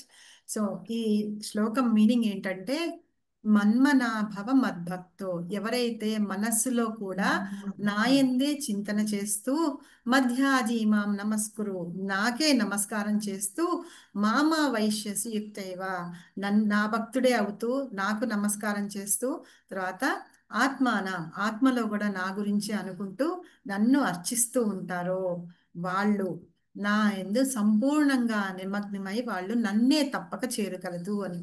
అంటే ఇవన్నీ చేస్తూ ఉంటారనమాట వాళ్ళు మనస్సులో కూడా భగవంతుని చింతన చేస్తారు, వాళ్ళ భగవంతుని యొక్క భక్తులుగా ఉంటారు, ఆయనకి నమస్కారం చేస్తారు, ఆయన్నే అర్చిస్తూ ఉంటారు. అలా 4 విధాలా చేస్తూ వాళ్ళు భగవంతుని సంపూర్ణంగా వాళ్ళ మనస్సులో భగవంతుని నిలుపుకొని వాళ్ళు ఆయన యొక్క భక్తి చేస్తూ ఉంటారనమాట.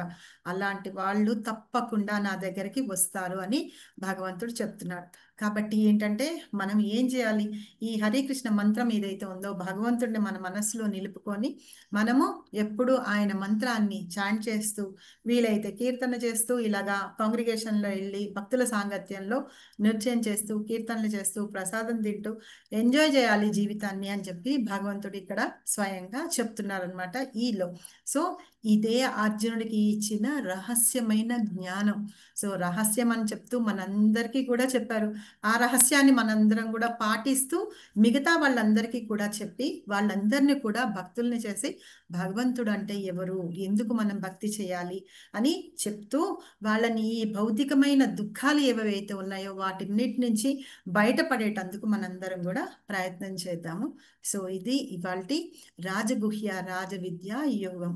So thank you very much. నేనేమన్నా తప్పులు చెప్పుంటే క్షమించండి. వాంఛాకల్పతరుభ్యశ్చ కృపా సింధుభ్యేవ చ పతితానాం పావనేభ్యో వైష్ణవేభ్యో నమో నమః. అనంతకోటి వైష్ణవిందకి జై, అనంతకోటి ఆచార్య విందకి జై, శ్రీల ప్రభుపాద్ की जय, శ్రీల గురుదేవ్ की जय, नीताई गौर सीतानाथ प्रेमानंदे हरि हरि बोल. Thank you very much. Hare Krishna. So ఇది ఇవాల్టి చాప్టరు. మీకు ఏమైనా డౌట్స్ ఉంటే అడగండి, లేకపోతే ఎండ్ చేసేద్దాం. హరి బోల్. హరే కృష్ణ. ఇందా అంతా మాట్లాడారు, ఇప్పుడు మాట్లాడట్లేదు ఏంటి? వినిపిస్తున్నా కదా? హరే కృష్ణ మాతాజీ, బాగా చెప్తున్నారు మాతాజీ మీరు. ఒక సందేహం అడగండి మాతాజీ, అదే క్వశ్చన్స్ ఉంటే అడగండి అంటున్నా నేను.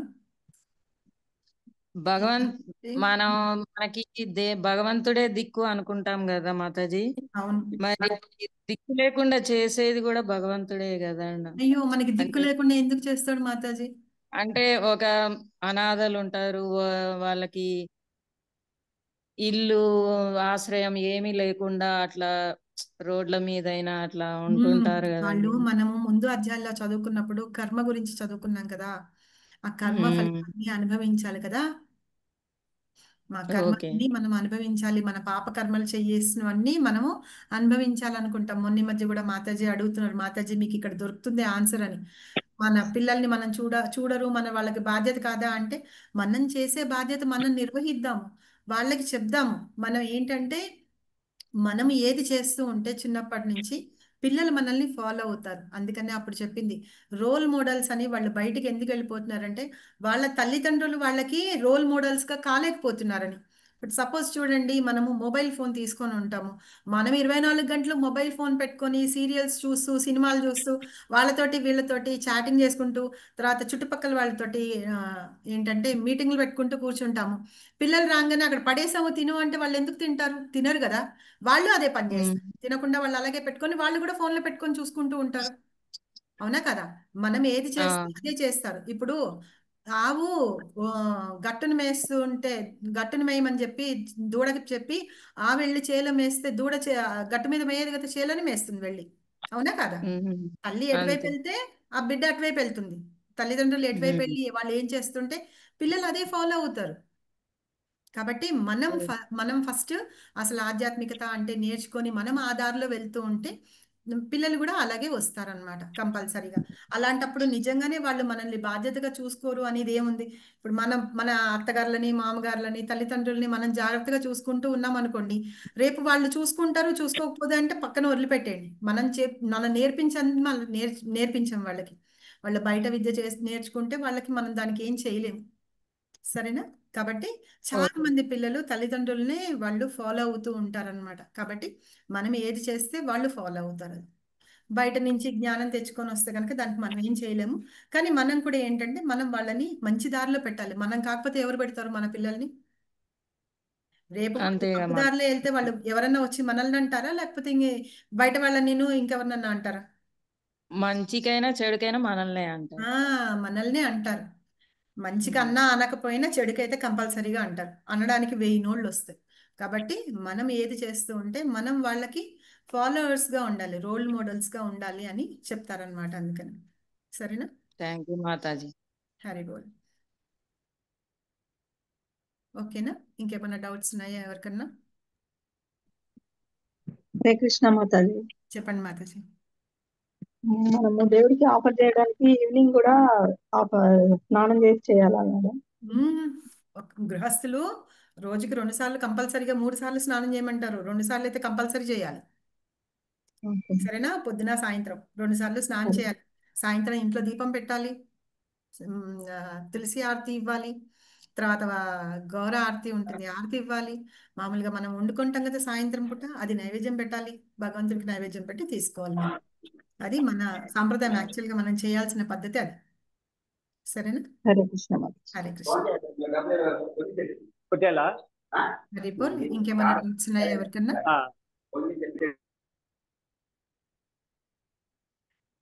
ఓకే, ఎవరికి ఏం లేకపోతే కనుక మనం స్టాప్ చేసేద్దాం. రేపు మళ్ళీ 10 o'clockకి కలుద్దాము. రేపు 10th చాప్టర్ చెప్పుకుందాము. చాలా ఇంపార్టెంట్ చాప్టరు. తర్వాత 11th చాప్టరు భగవంతుని యొక్క విశ్వరూపం చాప్టరు. వీటిల్లో మీకు ఏమైనా డౌట్స్ ఉంటే కనుక చక్కగా రాసి పెట్టుకోండి, చదువుకుంటే. లేకపోతే చక్కగా వినండి, విన్నాక నన్ను క్వశ్చన్స్ అడిగితే కూడా నేను చెప్తాను. చాలా ఇంపార్టెంట్ చాప్టర్. తర్వాత 12వ చాప్టర్ భక్తి యోగం అనేది, అది కూడా ఇంపార్టెంట్ చాప్టరే. దాంతో మనం భక్తి యోగం అనేది సెకండ్ పార్ట్ ఫినిష్ అయిపోతుంది. ప్లీజ్ అందరూ జాయిన్ అవ్వండి రేపు పొద్దున 10 గంటలకి ఇలాగే. Thank you very much. Hare Krishna. Thank you Mataji.